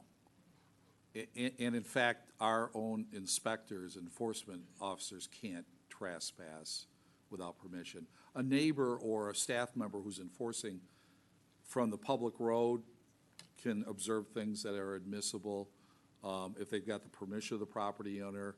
If they don't, the neighbor gives permission and so on. But if it's something that can't be seen, you can do a civil infraction ticket based on reasonable observation, or you can go to the district court to try to get an administrative search warrant. But Thank you. you're welcome. Go ahead. With that in mind, could you explain an aggrieved neighbor? So I live in Ward 2. I can't go after someone over 1. I'm not an aggrieved. Am I an aggrieved neighbor? I mean, What the courts, they don't come out and say it, but if you're within the 300-foot notice for a zoning board of appeals hearing notice or special, it's likely they're going to find that you're aggrieved. They say you have to prove special damages. It can't just be the same as everyone else or someone a mile away. It's got to impact you more. What the court said in the 2022 case and the one in 2023 is if you're an adjoining neighbor and noise, traffic, property values, it's highly likely. I just can't say all. I don't want anyone to think it's always, but it's probably going to be the overwhelming majority. But it's got to be credible. It's like any complaint that staff gets or the police officers get. It's got to be credible. I mean, if you get a complaint and you look at it and it's totally baseless, but hopefully you get a complaint and you'd investigate it and find out whether there's probable cause. okay, thank you. Are we ready? Oh. Ready. I know I asked this before, but I wanted to know about the max, putting a max on the personal short-term rental. To date, the city has not done that. It's not in the existing zoning regulations, but that's a policy matter. You certainly could. And I realize the concern is, and I think most of the audience knows this, but the personal, they still have to register. They're not subject to the caps, though, and they can only rent it out for roughly a month, give or take. And the concern, obviously, I'm sure that you have also, is that it's fake. A lot of them are vacant. I mean, some of them, the owners do stay for the summer, whatever, but a lot of them, other than the month or so that they're rented, they're just vacant. But as a policy matter, that's something the city council could do if it so chooses. And I think, following up with Letitia, with personal, I'm trying to be careful what I can and can't say, but I believe we've talked, and it's here, that they have to live in the house for, am I okay saying this? Oh, absolutely. Yeah. 180 days, and they cannot own business short-term rentals in the city, and then also own a personal short-term rental. So one of the proposals, based on some of the comments of the city council in the past, it was staff, and it's at the very end of the ordinance, is the proposal for short-term rentals is that they would have to, the owners would have to live there, reside there for at least 180 days per year, roughly half a year. And they'd have to have the personal residence exemption, the PRE from the state. The biggest concern about that is the enforcement. It's going to be difficult to enforce, not impossible. But if this is something the city ultimately decides to put in the zoning ordinance, there could be a cost to that. There might have to be additional staff people employed, or I know some municipalities employ outside contractors to do the enforcement. One final thing, I'm sorry to ask so many questions. We talked about we'll have a starting cap based on December 31st. There'll be no wait list because we have no lottery. And the third thing, can you, in simple, quick terms, give the public the 3 ways in which short-term rentals will decrease in numbers, most likely going forward? You're asking an attorney to give a short, succinct answer. Okay, Try. I'll do my best. I would face the audience, but then I can't do the microphone. So I think, obviously, the most obvious is, under this proposal, if this is passed, there's no bonus, there's no lottery. So it can't go up over that. Second of all, it not only is there a cap, but it will ratchet down as people give them up, a house burns, et cetera. And I think the third thing is, let me add a third and a fourth. I think enforcement, this would envision more vigorous enforcement. And as soon as this is enacted, or whatever variation, then we turn our attention to the police power or the regulatory licensing ordinance. And there are a lot of things we can do in there. But again, I for those folks that hope, even though through the zoning they can't dramatically drop the number of STRs and they can do it in the regulatory ordinance, I don't think the courts will allow us to do that. I think the courts will allow us to add restrictions, including potentially more parking, maybe tighter occupancy and so on. But the idea of using the regulatory ordinance to really drop the numbers dramatically, I suspect the courts would not allow that. Was that short and succinct enough? Yeah. Thank you. Just one last question. What are other communities doing to reduce the number of short-term rentals? So you're in a very difficult position because of the high percentage. Most municipalities, well, and let me back up. Some have a historical tradition going back 100 years of having short-term rentals, primarily in commercial districts and so on. So they've dealt with it. A lot of communities, this is just starting, and they're learning from some of the errors of some of the other municipalities. I'm not aware of any community that has tried on a large scale to try to take away short-term rental rates in residential neighborhoods, because they're going to hit up against the constitutional protection of grandparent or lawful nonconforming uses. And this is as far as away. There's been a lot of press reports on Palm Springs in California, where I forget what they were up to, if they were up to 25 or 30%, and they're looking at doing something. Now, maybe California grandparenting is different than Michigan, but I'm not aware of any municipality up to this point in time that has tried to actually bring the numbers down involuntarily, and certainly I'm not aware of any major court decisions to that effect yet. Do you know about Park Township doing? I think they just did that, but I don't know if it's the same. We're co-legal counsel we were brought in as special counsel. Okay. So Park Township, the press hasn't gotten it quite right, which I know surprises everyone, but they did not have a ban directly. They've had language in their ordinance for 50 years that implies that they're unlawful. So that's why the litigation is now. There are a few municipalities in Michigan that have banned all new ones.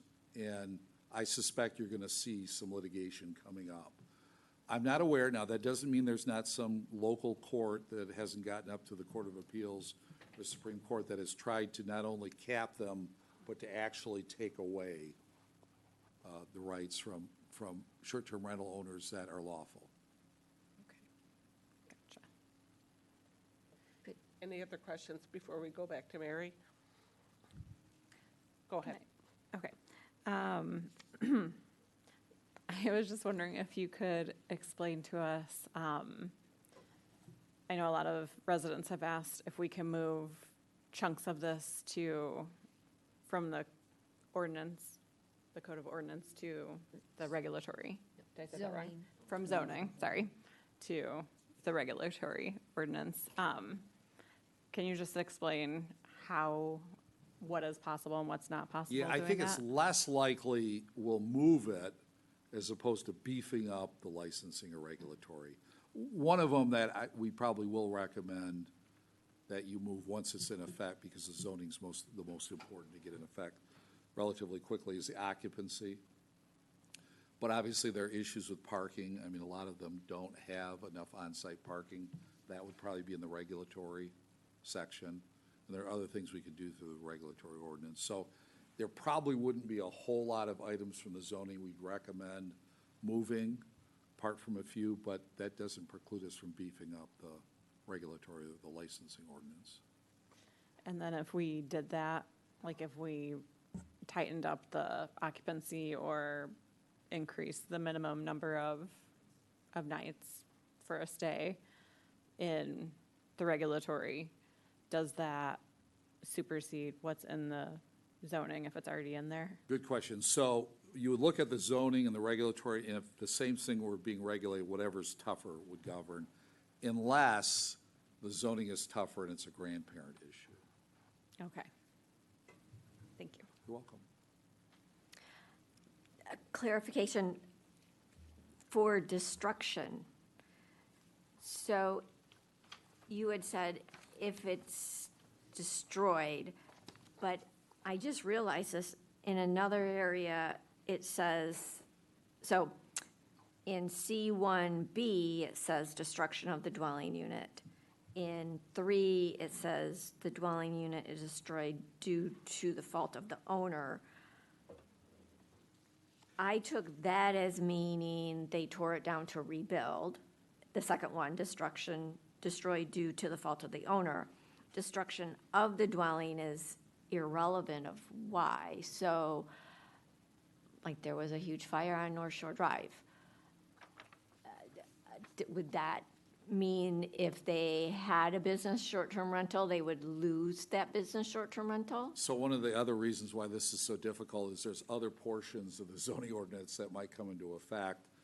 And given all the different things we're looking at here, we probably ought to look at the lawful nonconforming use section of the zoning ordinance. Because some zoning ordinances say, we don't care why it's destroyed, you lose your lawful. Others will say, if it's not the fault of the property owner, they can rebuild. So that's a good point we ought to look at. But it would be lost if they decided they wanted to tear down and rebuild. Or we would have to address that. We should address, most zoning ordinances say with a lawful nonconforming use, which essentially these are, they're not exactly, but in some ways they are. If you voluntarily destroy or tear down, you lose it, generally. Some zoning ordinances will say if it's act of nature, God and so on, or if it's not destroyed by more than 50%, but that's a good point we ought to look at. And then extending from Councilwoman Wilkins' comment, I think the concern is with personal short-term rentals where they rent for more than 28 days. So you're talking about a violation. Correct. And the difficulty of enforcement, and especially now with business short-term rental permits for non-exempt homes being unavailable, the perception, for the most polite way to say it, is that the person will just get a personal short-term rental. So how can we ensure that the personal, until we have this amended, without a moratorium on personal short-term rentals, what can be done to ensure the enforcement of personal short-term rentals? And this would be an area that I would expect to beef up in the regulatory, such that one violation and done, or something to that effect. Because if we can't be nice and enforce at the same time when it comes to the subject matter. So let me answer that in reverse if I could. Obviously, the proposal in here is for the 180 days in the PRE, and you could add a cap if you want. In the interim, I guess it's a matter of what's a priority to City Council. If you believe even before this is amended that staff should devote more time and resources to policing the personal rental units, certainly the council can direct or ask the manager to direct staff to do that. I do have a concern on all of this in the end. Attorneys aren't cheap, I understand that, but if you're going to do what needs to be done to enforce it, it's going to cost some money. It's going to cost potentially maybe some more staff, and or, as I've indicated, some municipalities use outside contractors to help with enforcement. And just one other clarification for the residents and everyone listening. The clause 5, that was right above the limits, towards the end. So I had inquired about regarding the number of allowed short-term rentals, and in trying to understand what the number meant. You mean those lawfully existing at the time we put in here, either December 31st or time of enactment. So when in that clause, to the extent a dispute arises regarding the number, that would be the number of lawfully existing Correct. at the time. Correct. But yeah, it's not only the number, I think it's also with regards to whether a particular property is. So Okay. it might be prudent to add, it's not only with regards to the number, but whether a specific property is lawfully in existence. Thank you. Thank you. Any other questions? Madam Mayor, I think we pretty much covered it on personal rental units. I'm just looking if there's any major. Wendy, did you have a question? I did, but George did too, I think. Oh, go ahead. Just real quick, Cliff, so on I'm kind of concerned about enforcement, especially with the personal short-term rental must actually be physically occupied and inhabited by the owner of the unit involved for at least 180 days per calendar year. I see that as difficult to enforce. And also, countering that, I think the annual registration you mentioned, maybe some places have gone to every 2 years. That's kind of where I'm leaning. That kind of matches up with the short-term personal units, and I think a year goes by way too fast anyway. So, and lastly, are you looking to have a motion here to send this to Planning Commission, or with all the comments that we've given, I'm not sure it's ready to go to Planning Commission yet, but. I guess I'll defer to Cliff, but I do know that we've had a lot of comments. I know that Letitia's raised, maybe some modifications to personal. I think Mary's brought up maybe redacting or taking out at least one of the PUDs that is not, actually, I guess, what's the better way to put it? That the PUD has expired for Sherman Hills. So if there's certain things that we got consensus with this board, it might be helpful to give that to Cliff, and because we want to make sure that we're doing what the council is looking for, because ultimately, and I've heard this tonight, that the city attorney and the city staff shouldn't be doing this, but that's what we're paid to do. we're here to effectuate what you're looking for in a written document, and bring that back to you, because once you're ready to have this sent to Planning Commission to begin their review, then that's required by law. So I think Cliff and staff would really like to know if there's certain things that you do like, we can go forward with that, but if there's things that need to be changed, let's get a motion to maybe change certain things on there and see if we've got the votes to get that done. Yeah, obviously, speed is important with regards to this. If it could wait, is the next meeting in 2 weeks? Yes. I mean, certainly we could, if you don't do the final motion, we could have that done probably within a week, or certainly over a week, so you could do it at your next meeting. If you're ready tonight, that we would need a motion that gives us guidance. You know, if the motion is to recommend approval of this to the Planning Commission, you know, with the following changes, we could certainly do that tonight also. But either way. So would the changes be everything that we brought up? Yeah, I'd say there's about a half a dozen items that. And will we see a copy before it went to planning? Oh, absolutely, no.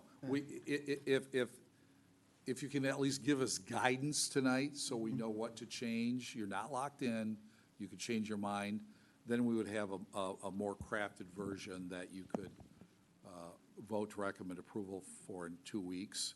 If you feel you're ready tonight to make a recommendation of the Planning Commission, we'd have to have in that motion on these half dozen or so matters which way you're heading. Okay, I just want to go back to the cap. So the existing cap for business short-term rentals would be 467. But if there were changes since December 31st, It would be the cap number or whichever's lower when this takes effect. okay. And then what I gathered was what we have consensus on is no cap for the personal. No. Okay. We're asking for a cap. Yeah, Okay. I think that's one thing to maybe get some clarity on. I know that's been brought up, and I know that's been talked about a couple different times in our various meetings, is what to do on personals. So is there consensus on this board to look at a cap for personals, knowing that we put in some language here that would add different criteria to them, such as the PRE? And I know that we've got the language in here about the 180 days, but there is some concerns as how to enforce that. But those are the two things that are modifying, or proposed to be modified in this ordinance. So I guess to restate and wrap that up, is there a motion to have this draft include a cap on personals? Do we need to make a motion? I think it might be a good idea, at least to know where everyone's, kind of running on this. I'd like to make a motion then. I'd like to make a motion that there be a cap on personal short-term rentals. And what number? 101. Where is that right now? Is there a second? I need a second. I'll second. Okay. Any discussion about this, About the cap? about the motion? Yeah, question, why are we using 101 instead of 83? Oh, your microphone. Talk in the mic. I'm sorry, why are we using 101 instead of 83? Because the number is 101. So which number are we using? The motion says for 101.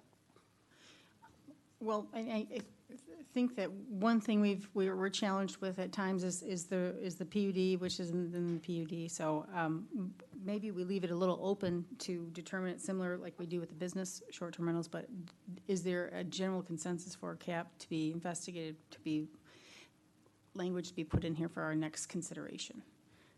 Does that make sense? That makes sense. Okay. You had a motion as seconded. Yeah. So you need a Okay. vote. And now we're discussing, though. I thought. We're still discussing. Go ahead. I second it because I wanted us to discuss it. I don't know that I support it quite yet. My concern is, and I voiced this back in December, and Joe did too, that we were worried that if we capped the business short-term rentals, that the personal short-term rentals would be abused. Maybe I would be more supportive of a moratorium on personal short-term rentals, so we can show the public that our staff is able to effectively enforce personal short-term rentals and that they're not being abused. Because we've also heard the argument that for people that have financial troubles, that it helps them to make ends meet and, pay their taxes and stuff like that. So I definitely I don't know that I'm ready to cap them all. And so I guess I wanted to get more feedback from you folks, but that's why I seconded it, because I wanted to have the discussion. You made the motion. Do you have some comments? Yeah, I wanted to know how many, because you said some people use it for personal use for financial reasons, but how many of the personal short-term rentals are owned by local people? And Good question. yeah, especially if this passes, then we'll know they'll have to have the PRE in 180 days, which questions. Because my concern is that I have a feeling that it's not all local people who are owning.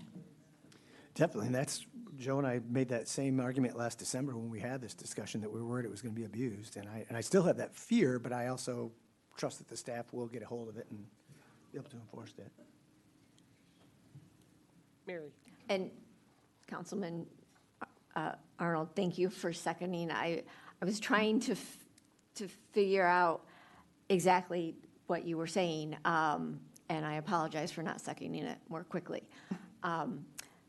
Yes, the concern is that people are getting the personal short-term rentals as opposed, when they cannot get the business short-term rentals, and staff will not be able to properly enforce the 28 days.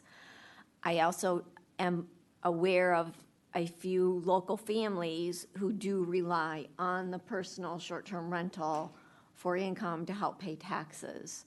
So if there's a cap, I would like an exception, hardship exception for the PRE 180-day families who need the additional income to make the taxes, so we keep them here. And so I'm supportive of a cap, but I want to fully support our local residents and make sure they can stay here. So I don't want it to negatively have unintended consequences. I agree with you. I just think that we need to do some research on how many currently are local. Correct. Any more comments? George?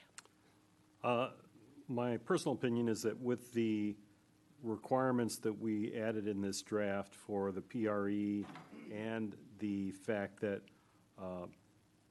there can only be one personal short-term rental per owner, that I don't think we need a cap. I think we'll find out that there's not going to be as many as we thought. And I don't feel, my thought is that will prevent the majority of the abuse. Okay. Could we have a roll call, please? May I just, would, Councilwoman Wilkins, would you be receptive to a moratorium coming back to us sooner? And is your motion, for clarity, is it to research the necessity of a cap, better understanding how many residents have personal STRs versus second homeowners, et cetera? No, she did not say the word research. The motion is to cap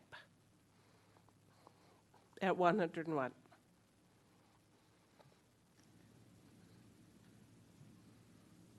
Okay, the motion is on the floor. Could we have? So I actually asked if she would be amenable to, if she would be Adding open to an research. amendment Of adding research.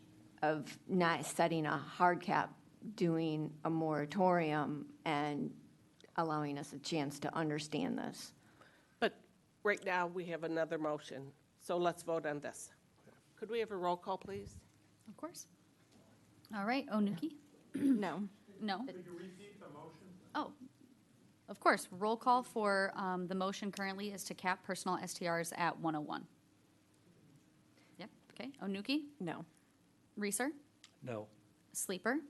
No. Wilkins? Yes. Arnold? No. And Hosley? Or I'm sorry, Hosley? I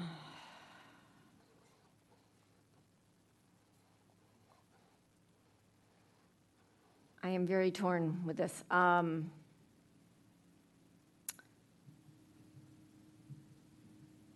I don't feel that there's been enough discussion.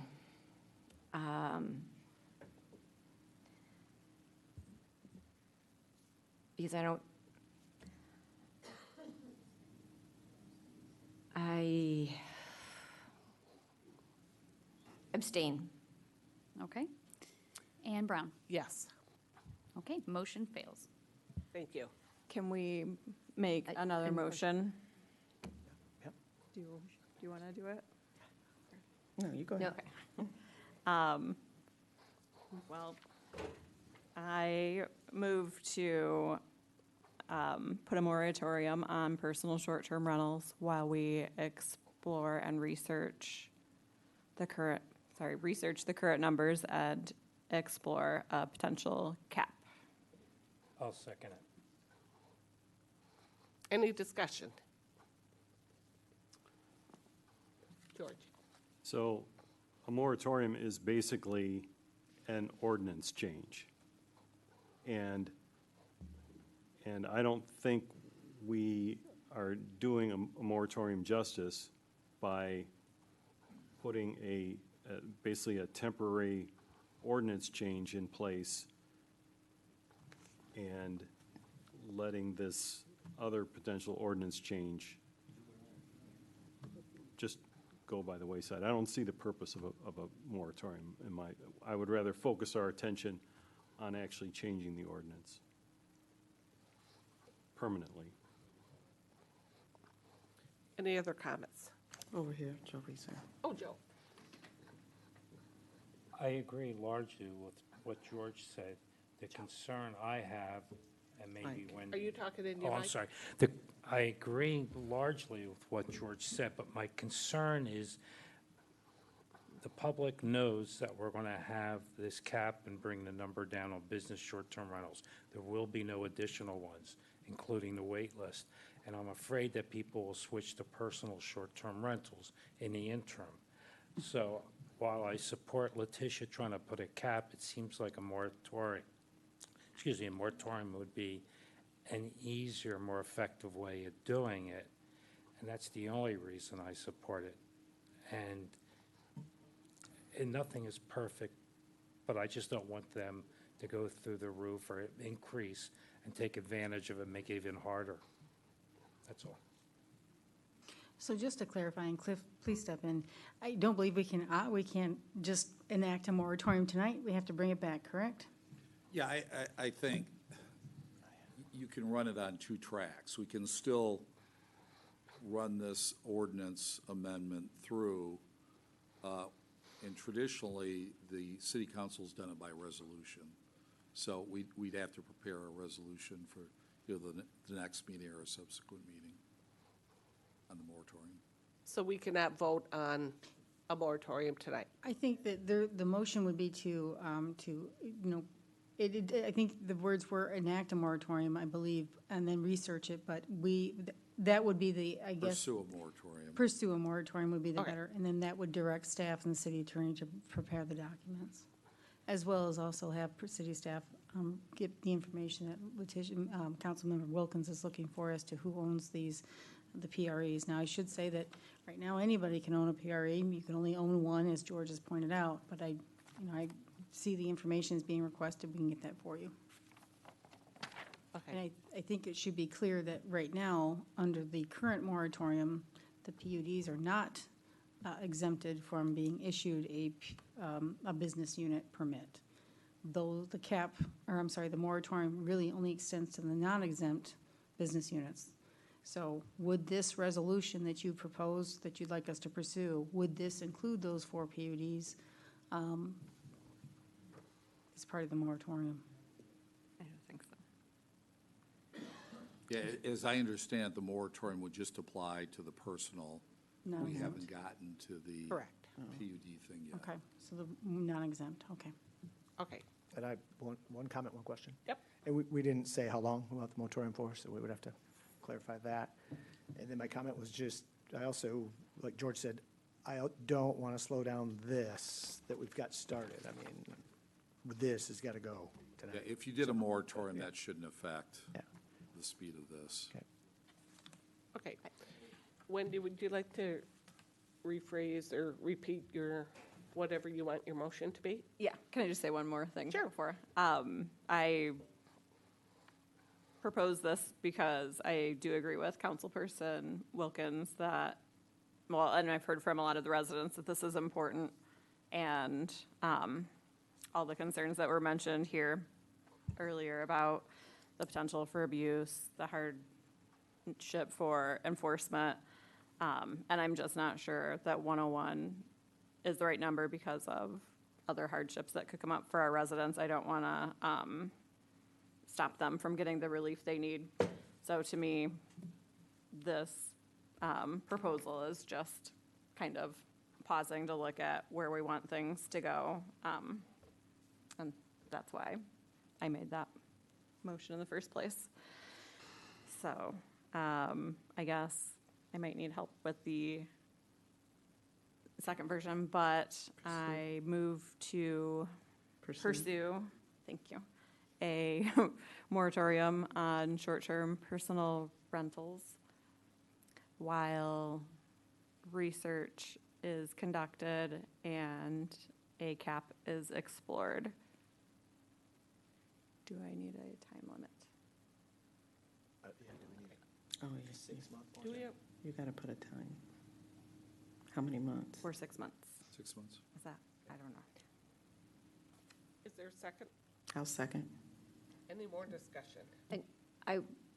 Yes, so the personal short-term rental would apply to both exempt and non-exempt. So they would, so the PUDs are able to get business short-term rentals. But if a PUD were to get a personal short-term rental, that would be covered by this moratorium. It's any personal short-term rental. It's irrelevant. It's, doesn't matter whether it's Where it is. exempt or non-exempt. Cliff's nodding. Okay. Could we have a roll call, please? Of course. Joe Reeser, Yes. Sleeper, No. Wilkins, Yes. Arnold, Yes. Hosley, Yes. Onuki, Yes. and Brown. No. Motion carries.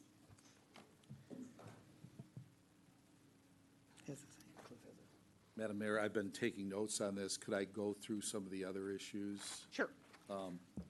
Does anyone have any objection to us putting a preamble in, making it clear these are commercial and these are exemptions to that? So we'll have that in the language. And Cliff, just to restate that, we were going to reclassify these as commercial use. Yeah, I'm not sure it's reclass. Okay. I think they're already, Okay. but there seemed to be a consensus. I would put in a preamble making that clear. Okay. Second of all, is there any objection to the cap being as of December 31st, 2023, or the date of enactment of the zoning amendments, whichever is lower? Any concerns about that? That's fine. Okay. The exempt developments, does Sherman Hills stay in or come out? I'd like to ask questions.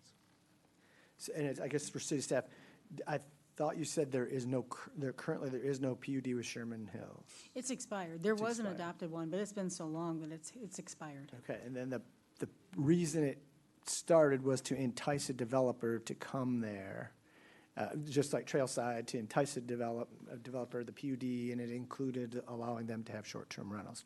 Is that correct? My understanding is that initially, when it was approved as a PUD, there was a developer that came forward with that plan, and it was approved. However, when there was no meaningful progress on that plan, it would have expired. Okay, and where I'm going with this is, if we take Sherman Hills out, which so far I'm fine with that, but just if a developer comes along, could we reestablish a PUD and agree to a short-term rental, say, you could do a quarter, you could do an 8? We'll have to double check. I thought there was a provision in our PUD ordinance section that allows the city to do that, but we would have to check that. Short answer, we'll get back to you. Okay, that's fine. And then I'm just thinking, because seems like there's some hurdles out there, and so it might scare developers away. So we just want to keep a tool in our toolbox if we'll a get back to you developer on that. approaches us.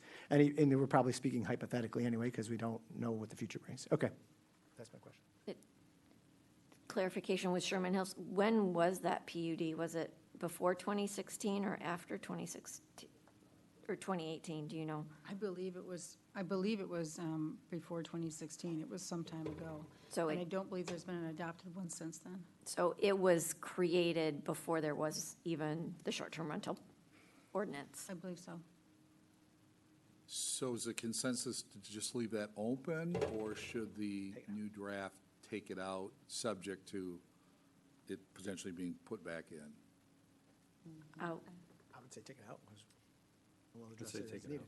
And obviously, all this, when you get the draft for your next meeting, is subject to change if you change your mind. The section about any dispute arises regarding the number of allowed short-term business rental units within the city goes to the zoning administrator, and then the zoning administrator, I would like to add regarding the number of allowed short-term rental business units within the city or regarding a specific property, to make that clear as that. And I think the last major one is, as it always seems to be, at the end, the short-term personal units, at least for now, does both the 180 days and the PRE stay in or not? The what? For the very last portion, for personal rental dwelling units, does both the 180 degrees and the PRE requirements stay in or not? Do we have a consensus on that for the? Do we need both? Because the PRE is, they have to claim it, whereas the 180 days, we would have to prove it. Yeah, so good question. So the 180 days is a city enforcement issue. The city would have control of that. The city would not have control of the PRE. So if the state makes a wrong interpretation or whatever, we can't control that. So hence, both of them. But I just, for purposes of drafting this, whether there's a consensus on that or not. George? I'm okay keeping the PRA in, but I see the 180-day requirement as very difficult to enforce, and so I'd rather see that go away. I agree. I think it's a burden on our staff, too. Can I ask a quick question about that? For the 180 days, would they sign an affidavit, or would it just be like a It'd be more box of that the they check? affidavit is hard. Okay. And affidavits tend to be, you're swearing to something that happened in the past as opposed to the future. Okay. Would probably be helpful if we could have a motion on this so we know Mary? which way to go. If we made it an or, it could be either or, and the only reason I thought of that is because you said the state has control of the PRE. If there were a problem, or does that add The only problem more is if you confusion? just say or, does it allow the property owner to pick? Okay. I'm just asking. No, that's a good question. I would move that we remove the 180-day requirement. I'll second that. Any more discussion on this? Okay, can we have a roll call, please? Of course. Sleeper? Yes. Wilkins? Yes. Arnold? Yes. Hasley? Yes. Onuki? No. Reeser? No. And Brown? Yes. Motion carries. So, Madam Mayor, with your permission, we will do these revisions and get this to the city council well in advance of your next meeting. Thank you. Cliff, just so you know, our next meeting is June 3rd, so we'll need that before then. There was one, the destruction, Oh, yep. the destruction of the home. Yeah, we're going to have to look at, the councilwoman is asking about the nonconformities. We're going to have to look at, see what the other section of the ordinance says. Is it, the two phrases are different. Make them consistent. So, yeah, Okay. that's, I just didn't want that to get missed. Thank you. Okay. May I be excused? You may be excused. Thank you for Good seeing everything. everyone, my pleasure. Thank you. Thanks, Cliff. If there is no objection, I'd like to take a 5-minute recess. I move that we take a 5-minute recess. Second. All in favor, say yes. Yes. Yes. Opposed? Thank you. Be back at 9 o'clock.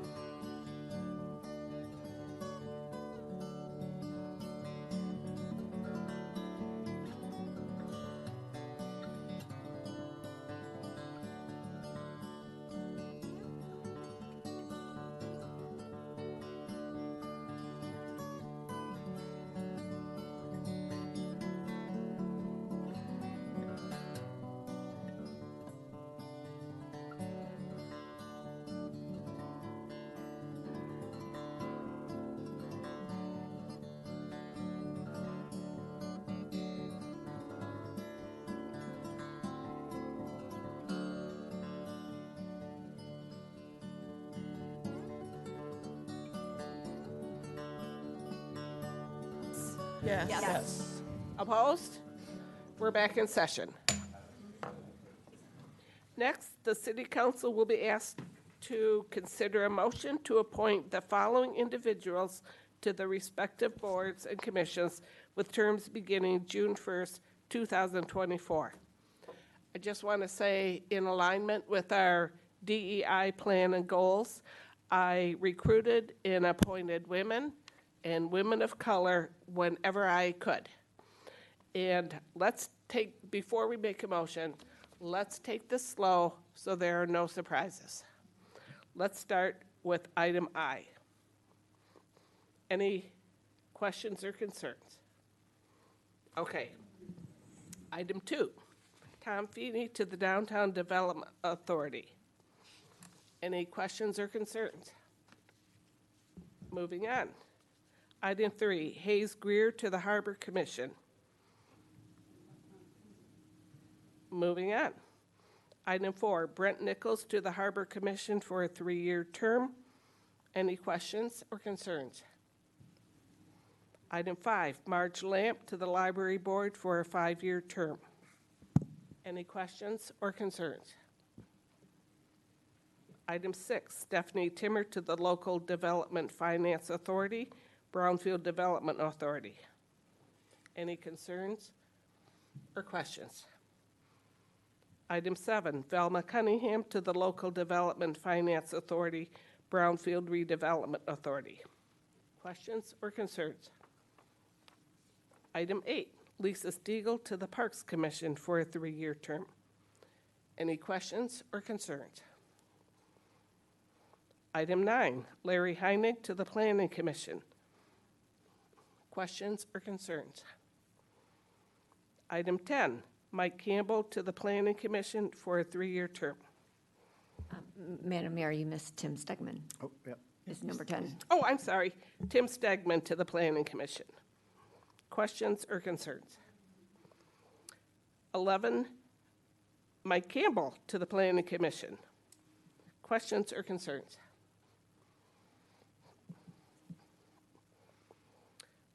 12, Paul Fitton to the Zoning Board of Appeals. Any questions or concerns?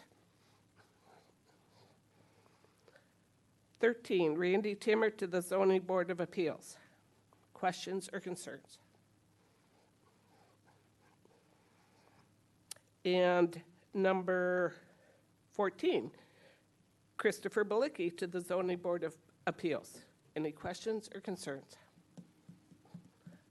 Since I did not have an opportunity to comment before Ryan Servetus was eliminated, I'm going to read my comments that I brought for him. Some of you said you didn't know him or hadn't had a conversation.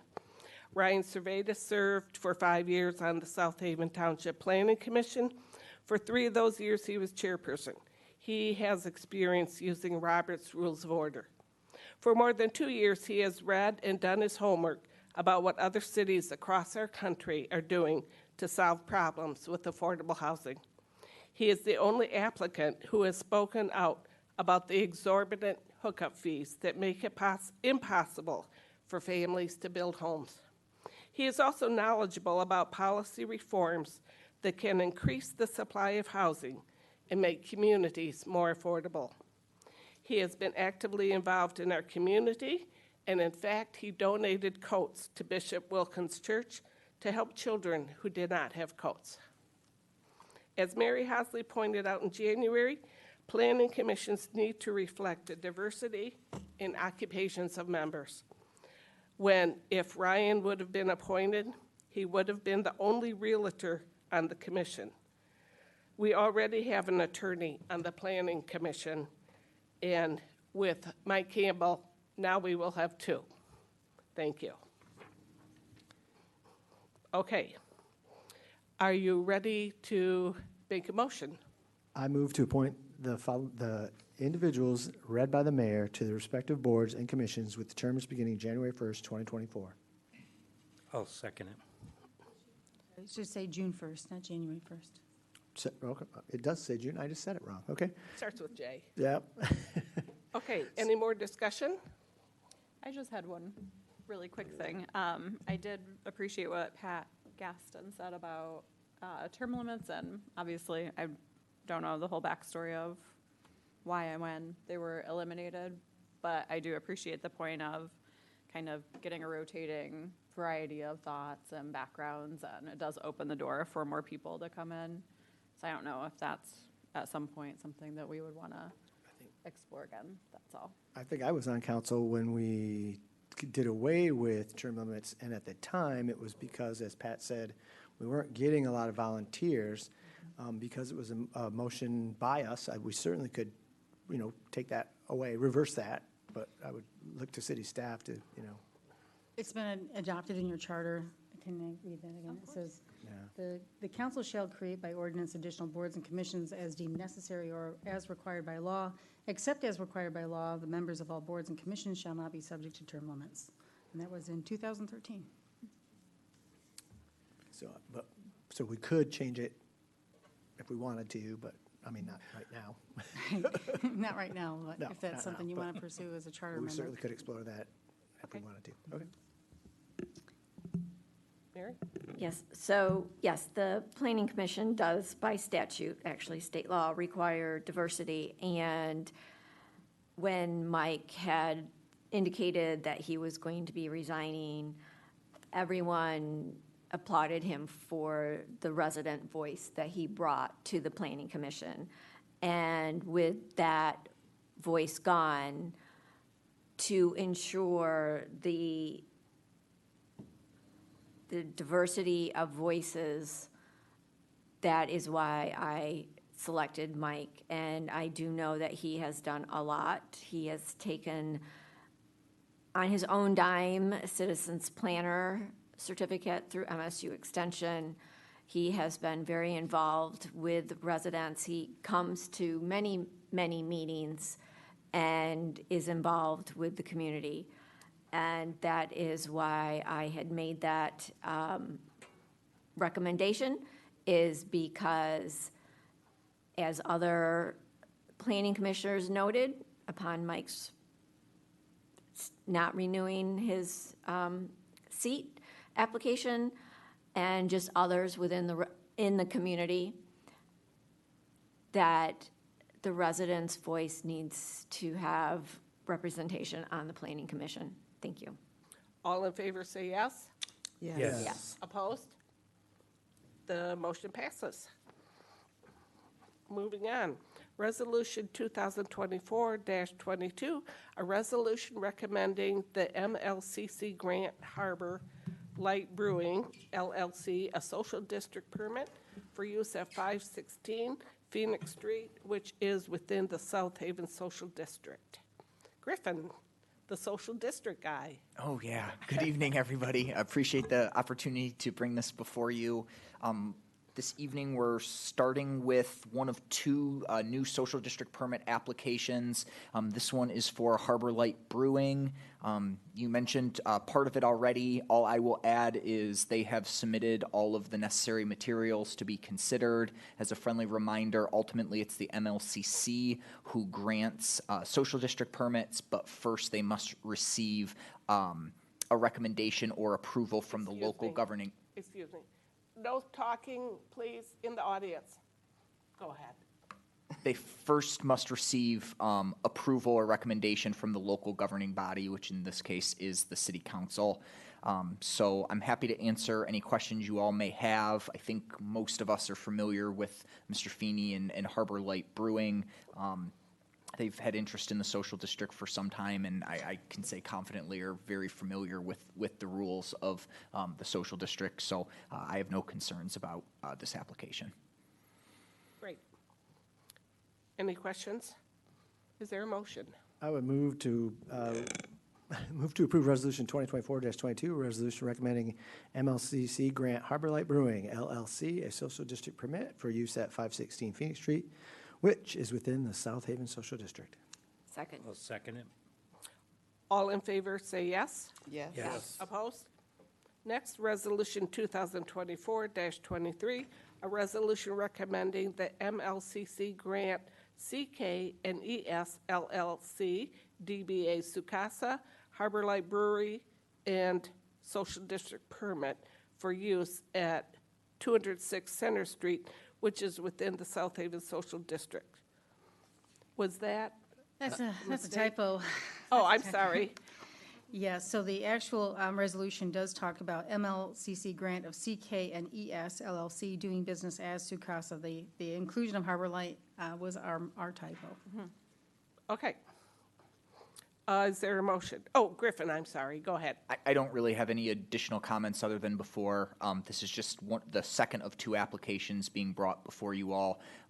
If approved, this would get our total up to 7, where Sukasa is looking to participate in the South Haven Social District now that it'll be a year-round thing.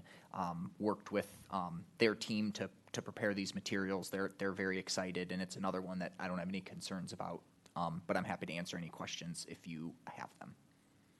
Any questions? Is there a motion?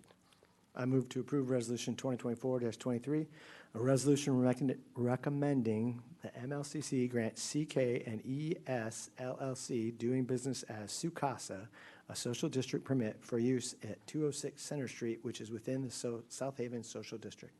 Second. Any discussion? All in favor say yes. Yes. Opposed? The motion passes. Next, the City Council will be asked to consider adoption of the updated Marty Jordan Beach Safety Plan. Kate?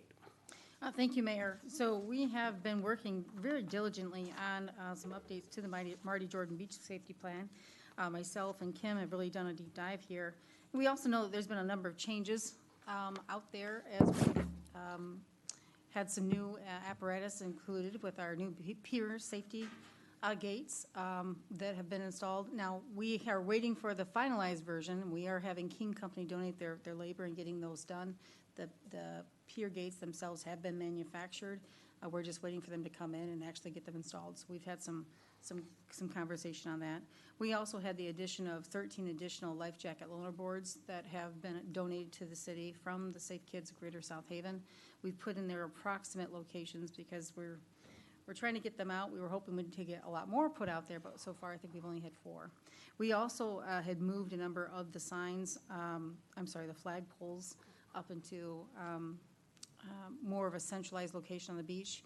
Many of those flag poles were moved back because of the high water, and as you can tell out there, we've got a lot more sand and less water than we've had in the last couple of years, so we've moved those flag poles in. So those are some of the updates. We also received some updates from some concerned citizens. One of the things that we did change and have recommended in here is that I think previously our signs used to say green equals go, I believe. And we've modified those to say low risk, and that also includes the Spanish language version. Oh, good. We've got those out there. We've kind of taken that initiative, waiting for the city council, but we knew that was something to get out there pretty quickly, and it kind of conforms with some of the language we've been trying to follow. So that's some of the updates in I guess a very quick summary. I also know that we've included a red line version as well as a summary of the changes that we've made that Kim has put together. So I'm happy to discuss any concerns that council may have on that. Any questions? Mayor? Oh, Ed, Kate, we got an email from Bob Pratt, and he was concerned about some verbiage, inconsistent verbiage. Did staff take a look at that and fix that? We did. We had some concerns about the word undertow to rip current, and I believe we've made those changes in the document. Excellent. We also would want to make sure that all of our signs are confirmed by that, but that may take some time because we do have quite a bit of signs out there. One thing we do want to make sure is that we have consistency between the signage, the website, and then, of course, the plan. So that's a moving target at times because we have so much out there. I do know that there was some concerns about the Nixle alert. Now, the Nixle alerts are only 140 characters, so we can't really go over that. We have in the past, I guess, because the link is smaller, used the Shays website, which only has like 4 or 5 links. But Shays has not been doing the beach safety program since 2022, since we took it over and added the code enforcement. We did just recently make a new link that says shflags.com, and that'll be the new link on the Nixle alerts. And really what we're trying to do is get people to say, oh, there's something going on with the flags. Let me click on this, and it takes you to the Nixle splash page so you can get to our page. And when I say that, I know that's a lot of clicking. The problem is that I can't put all the details on that small Nixle alert.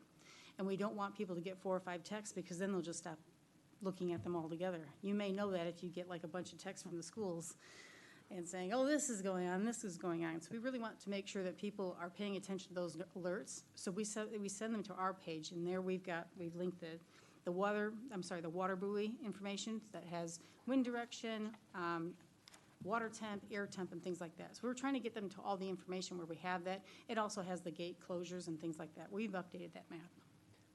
Speaking of the gates, Yes. what's the status? Well, we have met with King Company on site, and like I said, we have fabricated the gate panels. So we are just waiting for them to come in town. They have offered to do this for free. They just need some acknowledgement from us. So that's been something we have arranged with them. We're just trying to work on their schedule because they are the designated contractor for many of the ports getting dredged right now. So we're trying to work with them. I know that Dana and I and Quentin had a meeting with them about I'd say a couple weeks ago. So we're just waiting to see when they can come in and get that done. It is our desire to have them installed as soon as possible. Question? George. So I know you were talking about that this is kind of a moving target to a certain extent. Is it required for us in city council to actually approve this beach safety plan? Because it seemed like it would be, I mean, I'm happy to get an update on it, and I know I can always go to the city's website and look it up. But is it really required for city council? I hate for you to have to keep bringing it back to us every time you want to make a little change to it. Well, I think it's been the practice is to always bring this back to council. I mean, we can change that if council wishes to. And I understand that there may be minor changes that we can bring back at one later time. I would say that there's been some confusion on whether this has to be annually adopted and reviewed. There is no requirement for that. I think if conditions change or if council wants to see some changes, that's when we typically bring it back, because I believe the last time we brought it back was last year, and I think there was 2 things. I can't remember exactly, but we looked at it twice. So I feel like that's something council could decide as a policy direction on that. Right now, I think that's how it has been done, is that council makes that kind of adoption. But I also do know that it's not required to do so annually. It's really when we have updates to share or if there's policy direction changes.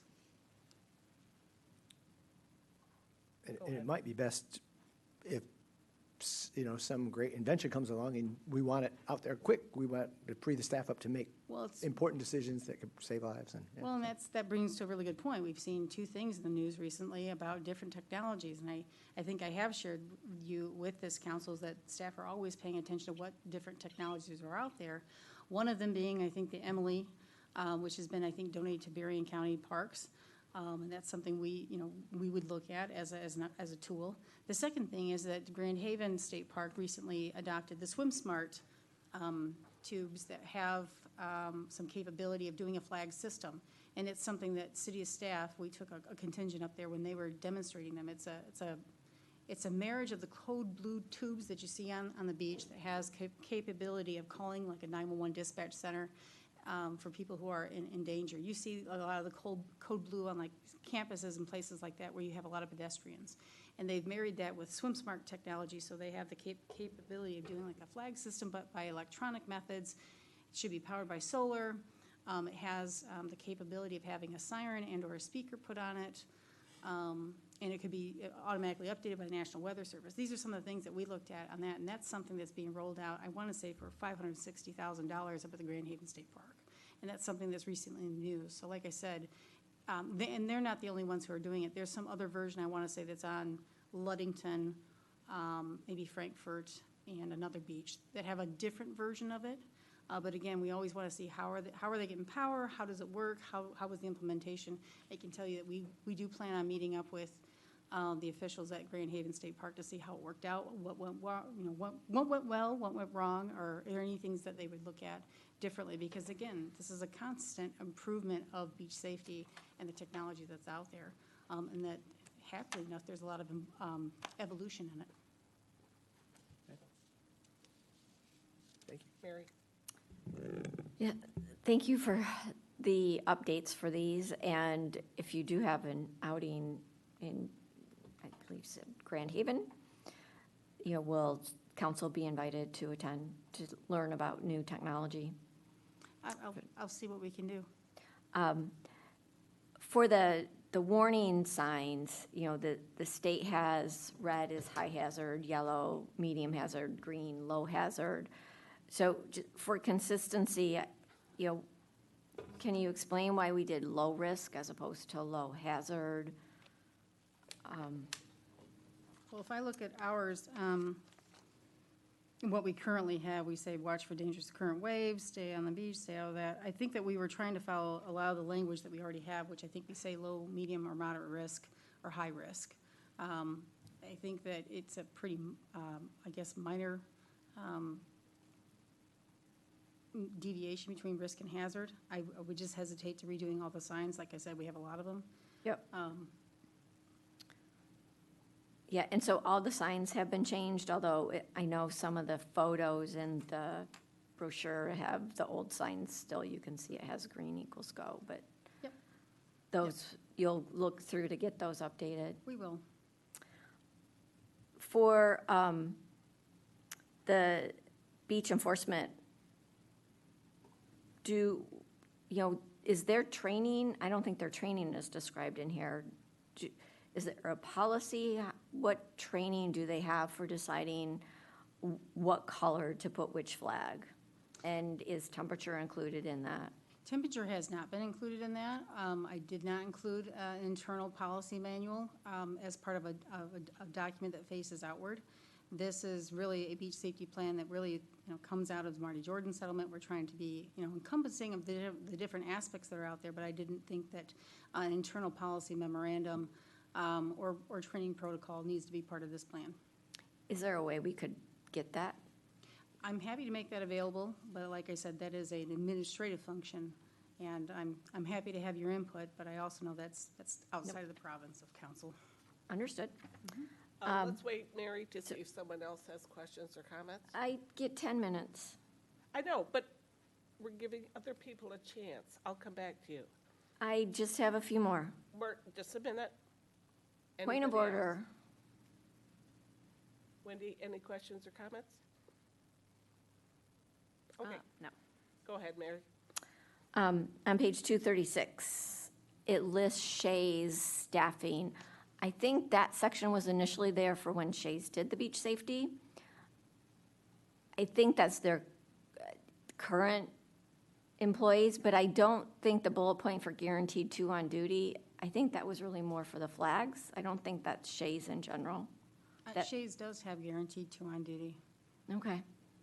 They have other times when they have more on there, but they do have guaranteed 2 on duty for all their other shifts. Okay.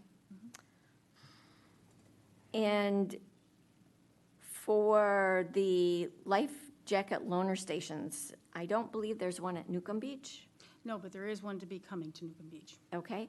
And for safety rings, can those be placed on all beaches, or are those just mainly South and North We beaches? have had some discussion about them. However, I hesitate to do that because that's quite a bit of now equipment to be checking on a daily basis for that. And moreover, where do we locate them? As I mentioned, we've been moving a lot of flagpoles. I can't imagine what it looks like when you're moving now safety poles.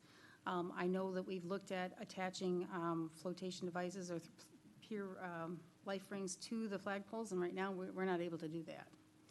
So I know that that's something that has been suggested. I don't have a practical way of doing that, and then having all of those assets to be checked every day with a log for that every day. There's quite a bit of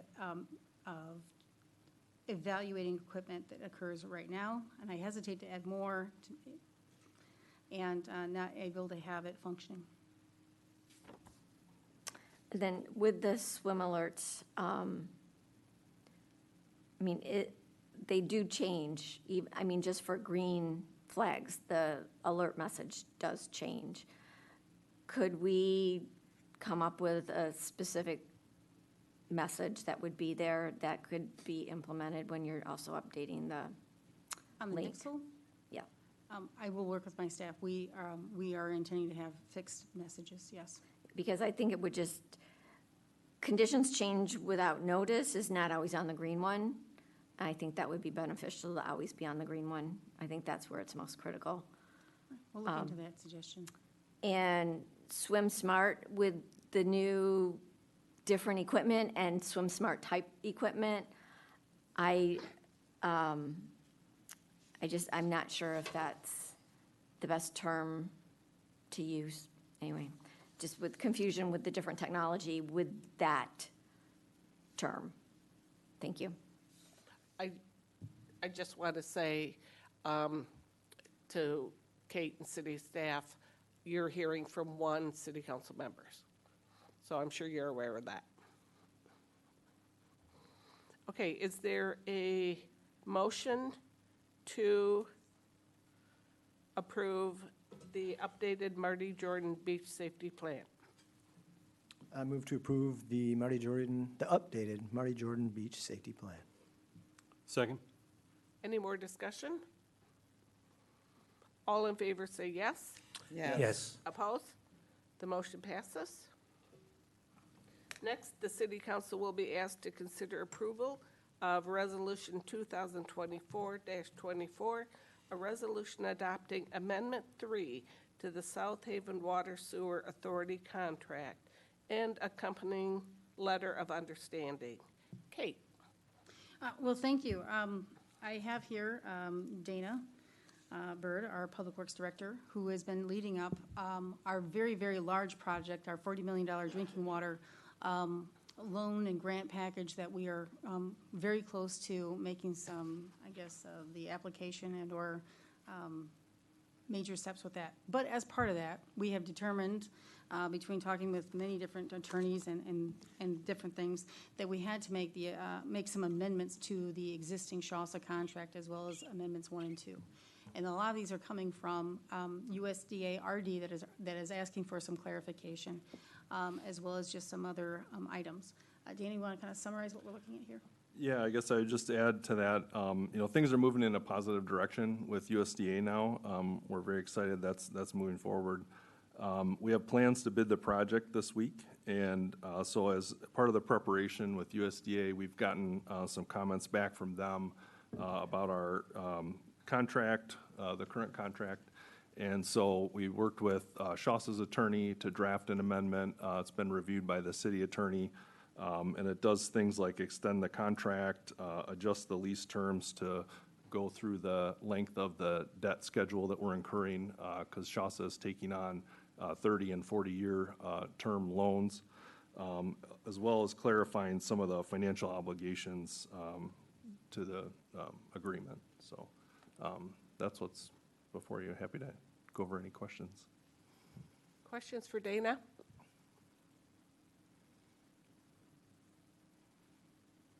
Okay.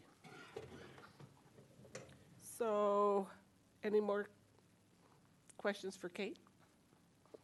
Okay, is there a motion to approve the resolution adopting Amendment 3 to the South Haven Water Sewer Authority contract and accompanying letter of understanding? I move to approve Resolution 2024-24, a resolution adopting Amendment 3 to the South Haven Water Sewer Authority contract and accompanying letter of understanding. Second? Any more discussion? All in favor say yes. Yes. Opposed? The motion passes. Next, the city council will be asked to receive an update from Public Works Director Dana Bird. Dana? Yeah, thank you. Thanks for having me here tonight. I just have to say that the gears of town are moving at Public Works. We've had a busy couple months. It's been a couple months since I've been here to give you an update. But want to let you know some of the things that are happening in town. We are bidding several projects out, including our large water system project. We have a lot of ongoing construction, and we're constantly launching new project efforts. So that's in addition to all the weekly activities that we do here at Public Works, as well as trying to be responsive to the community. As more folks come into town, we get more calls and questions and requests, lots of eyeballs out there. So we're trying to be responsive as much as we can. Couple other things, we've got some new names and faces. In addition to our beach enforcement attendants that have been onboarded, we have several park seasonal staff, as well as we're excited that we made an offer to a civil engineer candidate, and she's accepted that offer and is going through the pre-employment screenings at the moment. So hopefully we'll have her on board soon. Some of the April and May activities around town, you've probably seen us out painting parking stalls and some of the curbs throughout town. We do have beach parking scheduled to be painted, I believe this Thursday, with Pittman Asphalt, as well as centerline striping, which will be occurring that you approved tonight for PK Contracting to paint the centerline streets in town. Talking with our park superintendent, we have a lot of preparations going on at the cemeteries for Memorial Day, including veterans' flags and several spring burials that they're preparing for. The park staff have been out doing annual flowers and doing a lot of preparations in downtown. Beaches, we kicked off a beautiful and busy weekend. Want to thank staff for getting onboarded and their work over the weekend.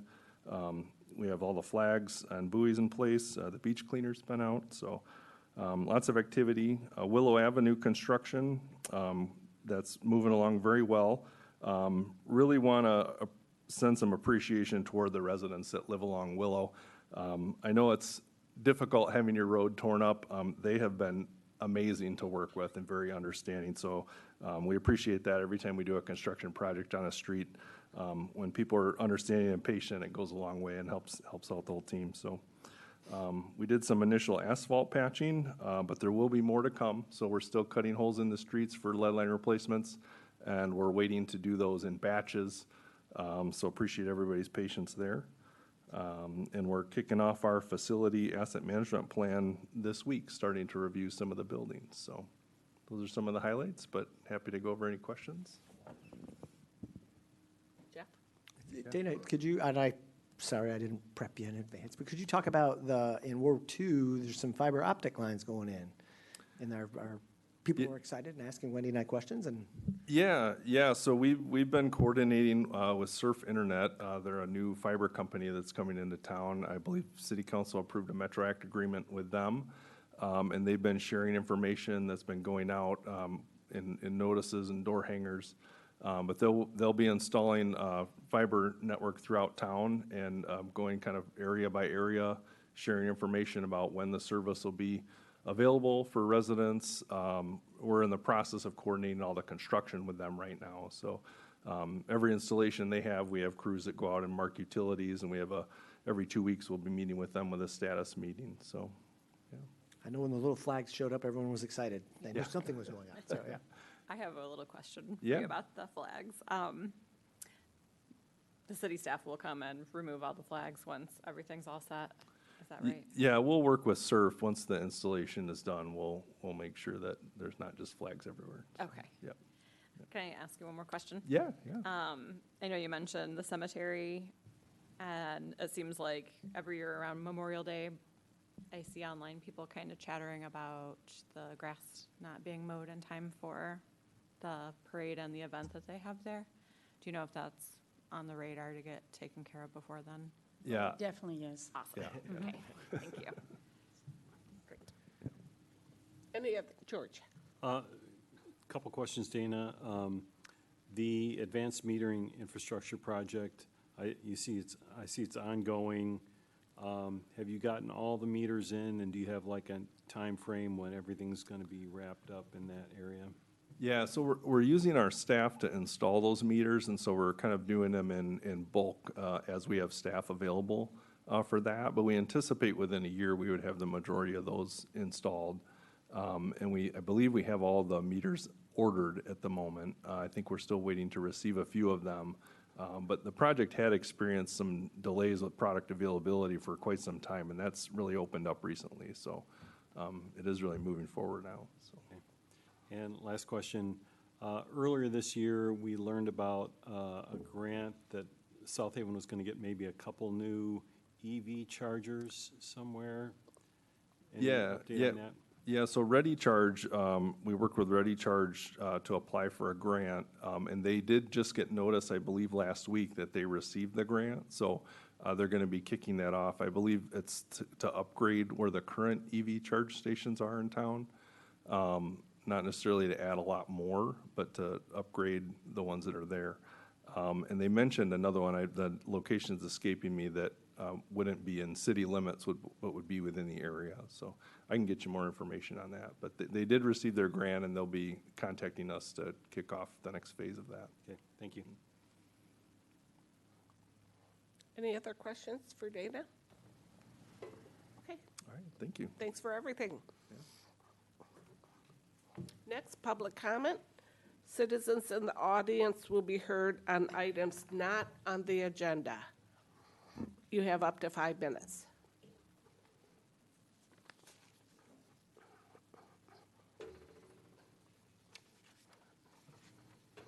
Hello.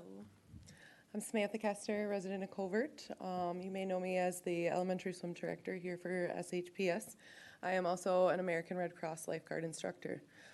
This is my 4th summer as an American Red Cross lifeguard instructor. In my first 3 summers as an instructor, I certified 108 lifeguards across Southwest Michigan, ranging from St. Joe to Grand Haven, and I'm due to certify another 27 before the end of summer. I'm just here to voice my concerns about lifeguards and the fact that it was an agenda, or it was a priority for City Council, and the lack of verbiage in the agenda and continued discussion. We really appreciate the questions from Councilman Hosley, and we just want to encourage that you continue to implore this conversation. While we appreciate that you are considering all the layers of protection, water safety, of course, is an all-encompassing layers of protection. You need several layers of protection. You're discussing different means to an end and different things that you could implore to use to protect our beaches. And during these discussions, I'm hearing, well, who can check these things? Who can fix these things? I'm just here to remind you that a lifeguard can check all those life jackets. A lifeguard is your first responder on the beach. A lifeguard can change those flags. A lifeguard can continue to enforce the rules and stay in touch with the ever-changing conditions of the lake. So that's what I've got for you. Thank you. Guys.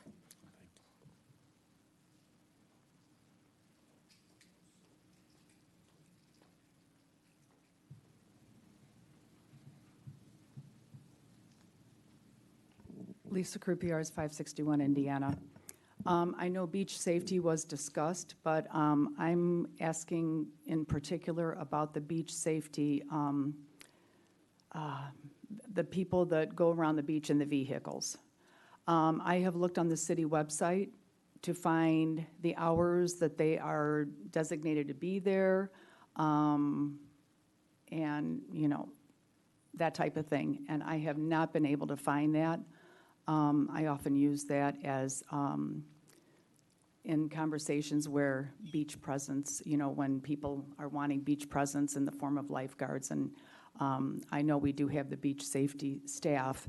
And if you can even clarify for me today, when the hours of when they are there and at what time of year they are on the beach. Thank you.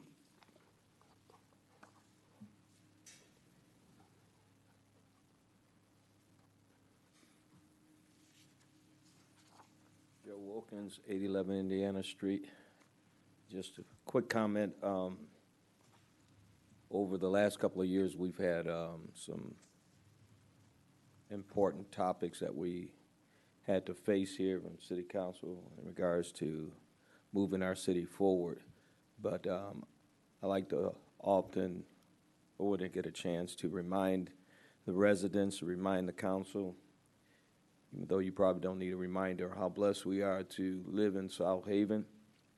I want to give a shout out to the police department, Shades, and all those that make life a lot better here for us in South Haven. I say that because one of our members lost a 15-year-old daughter in Grand Rapids over the weekend, tragically shot. So I know a lot of times we have a lot of different opinions, and you know, as we try to move this city forward, but every now and then it's important that we reflect back on how blessed we are to live in South Haven and not have these things happen in our community. So I just wanted to say that, considering that, you know, we're dealing with that now. 15 years is way too soon to leave here. So we're blessed. So I want to say to Kate, the staff, and the Public Works, everybody that, play a part in helping make this city what it is today, especially the residents. Our residents are top-notch to me, and I can understand why a lot of people want to live in South Haven. When we go up and down the streets, we don't see a lot of, well, we did at one time, but not much anymore. We don't have a lot of tore-down buildings. I think staff does a great job to try to make sure that our main throughway where visitors coming in and out, Broadway, our main streets are looking nice. There's no eyesores, and all that stuff is important. So I just want to give kudos to those that make South Haven what it is, and keep in mind that we are blessed. Amen. Thank you.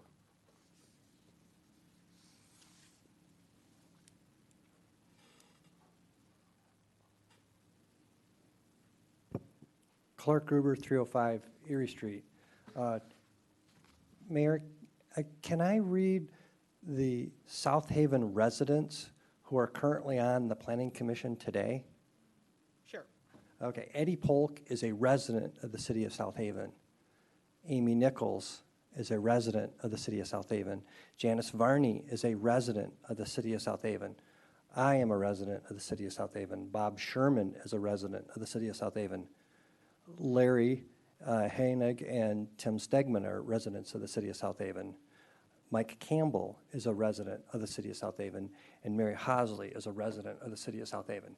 So when it was said tonight that someone was putting a resident and wanted to have a resident on there, the individual who was not selected, also a resident of the city of South Haven.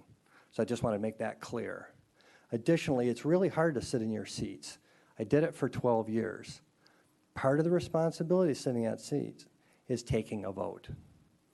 You can abstain from a vote when you have a conflict of interest. I did not hear a conflict of interest tonight. I expect my representatives to take a vote. Sometimes they're really hard to take, and they're very uncomfortable, but we have to vote. That's a responsibility. Thank you. Thank you, Commissioner. Any more comments or questions? Okay, city manager's comments. I've got a list. Hope you're ready. Megan just gave me this one. The city clerk is still accepting applications for paid election inspectors. Certification classes will be held in June. If anyone's interested, and we do need, you need members of both major parties, that's Republicans and Democrats, to do a lot of these essential election functions. So if anyone's interested, please reach out to Megan for any questions on how to apply. Wanted to let everyone know that tomorrow we are having a fire drill here at around 2 p.m. So that's just one more way that we're trying to make sure that we're doing everything safely. So if you happen to be in the building at that time and you start hearing some things going on, we're going to move you on out, or we'll see how things are going if we need to complete your transaction. But that will be going on tomorrow. Speaking of City Hall, because this weekend is the upcoming Memorial Day weekend, we will be closed on Monday the 27th. So that means that, we'll have notices on the doors, just letting people know. Also, Public Works will be closed. For Memorial Day, there will be the parade that starts at 9 a.m. on Monday. I believe it's Michigan Center. It will be led by Medal of Honor recipient James McLuhan. That will be taking place. The parade will go to Lakeview Cemetery, and there will be a memorial there with a rifle salute, so be aware of that. There's also the reading of the names that will happen here at the front lawn of City Hall at noon. And I think that's being led by two gentlemen that have done it in the years past. And they'll be honoring members of Michigan forces that have fallen in the Korean War. Just an update, we do have a meeting set with Eagle and the MEDC to talk about the Overton site, and that's going to be June 18th at Listiak Auditorium. We hope to have a notice that's going to go in the paper and a notice or a flyer for the City Council, but I want to put that date on your radar. I also received notification today that we did receive the EPA grant for Brownfield Assessment Grant. So the city has been selected for the EPA Assessment Grant, and we'll begin negotiations of that award and bring you back an agreement. So very, very good news. We're very excited to have that. That's something we haven't had here, I think, in some time. I do know the county has had some of those assessment dollars at their county brownfield, and we're very lucky to get them here. Kudos to Griffin Graham for his excellent work. And getting that grant considered and approved. So well done, Griffin. I also want to let you know something that we have been working on since the rec millage was passed by this body. We have had agreements drafted to forego tax capture by the two TIF districts, one being the LDFAs and then the other one by the DDA. I have received notification from Griffin at their special meeting that the LDFA has foregone the tax capture on the rec millage should that be approved by the voters. We'll be taking the DDA tax capture agreement to them in their meeting in June. So I think those are my comments. Thank you. You're welcome. Thank you, Griffin. Great job. Letitia. No comment tonight. George. I just want to thank everyone for their comments and thank everyone who either is serving on a board or commission, was just recently appointed to a board or commission, or wanted to serve in that capacity. It's because of you that we have a good city, so thank you for that. Joe. I'm very grateful to the people sitting up here and the support of the residents that we're taking first steps to have a new ordinance for business non-exempt short-term rentals. It's long overdue. I'm really happy that we got rid of the ratio, that we have a hard cap. The permits, which means no more lottery, so that'll be good. And I asked the lawyer and use brevity, which he did, but there's 3 ways short-term rentals will be reduced. So all that is good news. I know it's a difficult one, the personal short-term rentals, but a moratorium will give us time to work on it and hopefully come up with something acceptable to the board, but most importantly to the residents. But I think the residents are seeing for the first time some of the work that we're doing come into fruition. So I'm looking forward to having this go down, get finalized and go down to planning. Thanks. Thank you. Mary. Yes, I want to thank everybody who has come out tonight and also contacted us by email. We've heard from many of you, and thank you. Thank you, Kate, for that update with regard to Overton. And you and I spoke earlier today, and you said you do have some employment information from local employers.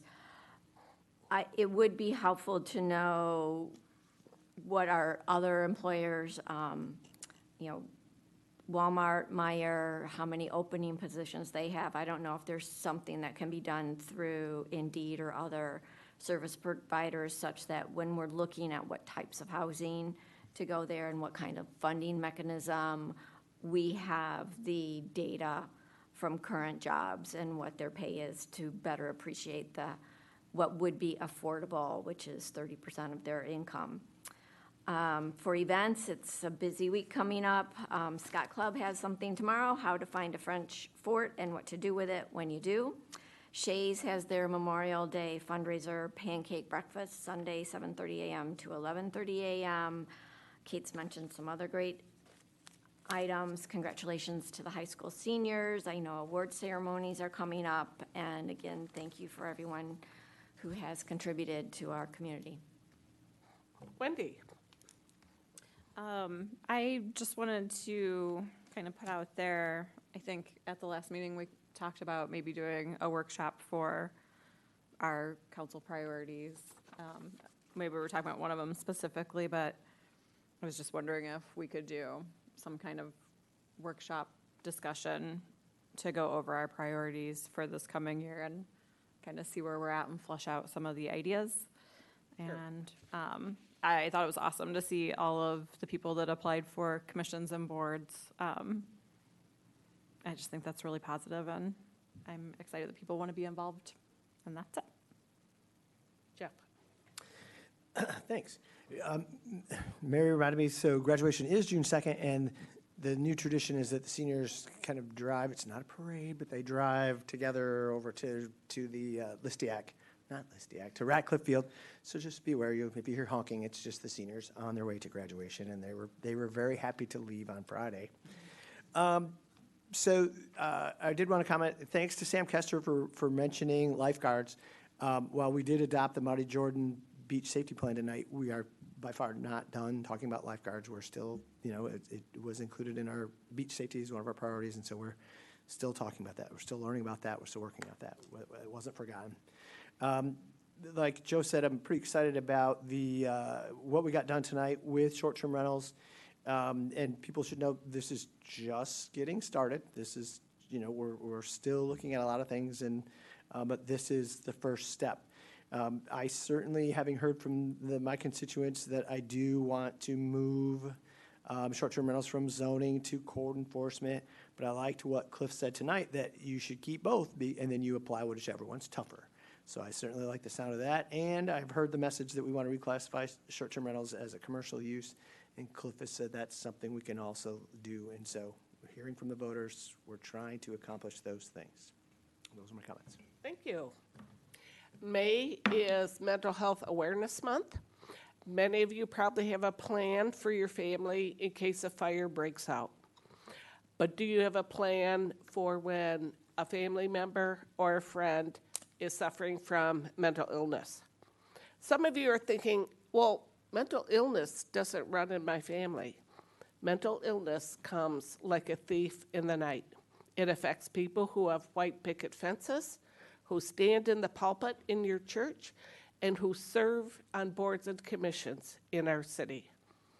But what is your plan if you or your spouse or children begin to talk about suicide? What will you do? Bronson Hospital does not have beds available in South Haven for people who need an inpatient treatment for depression, anxiety, or suicidal thoughts. Your loved one will stay in the emergency room until a bed is available out of town or out of state.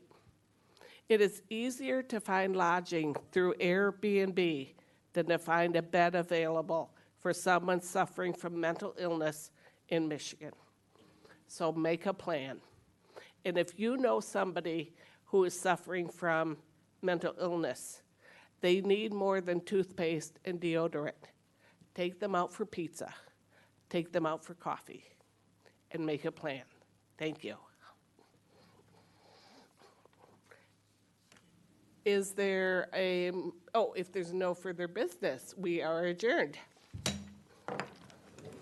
Thank you, everyone.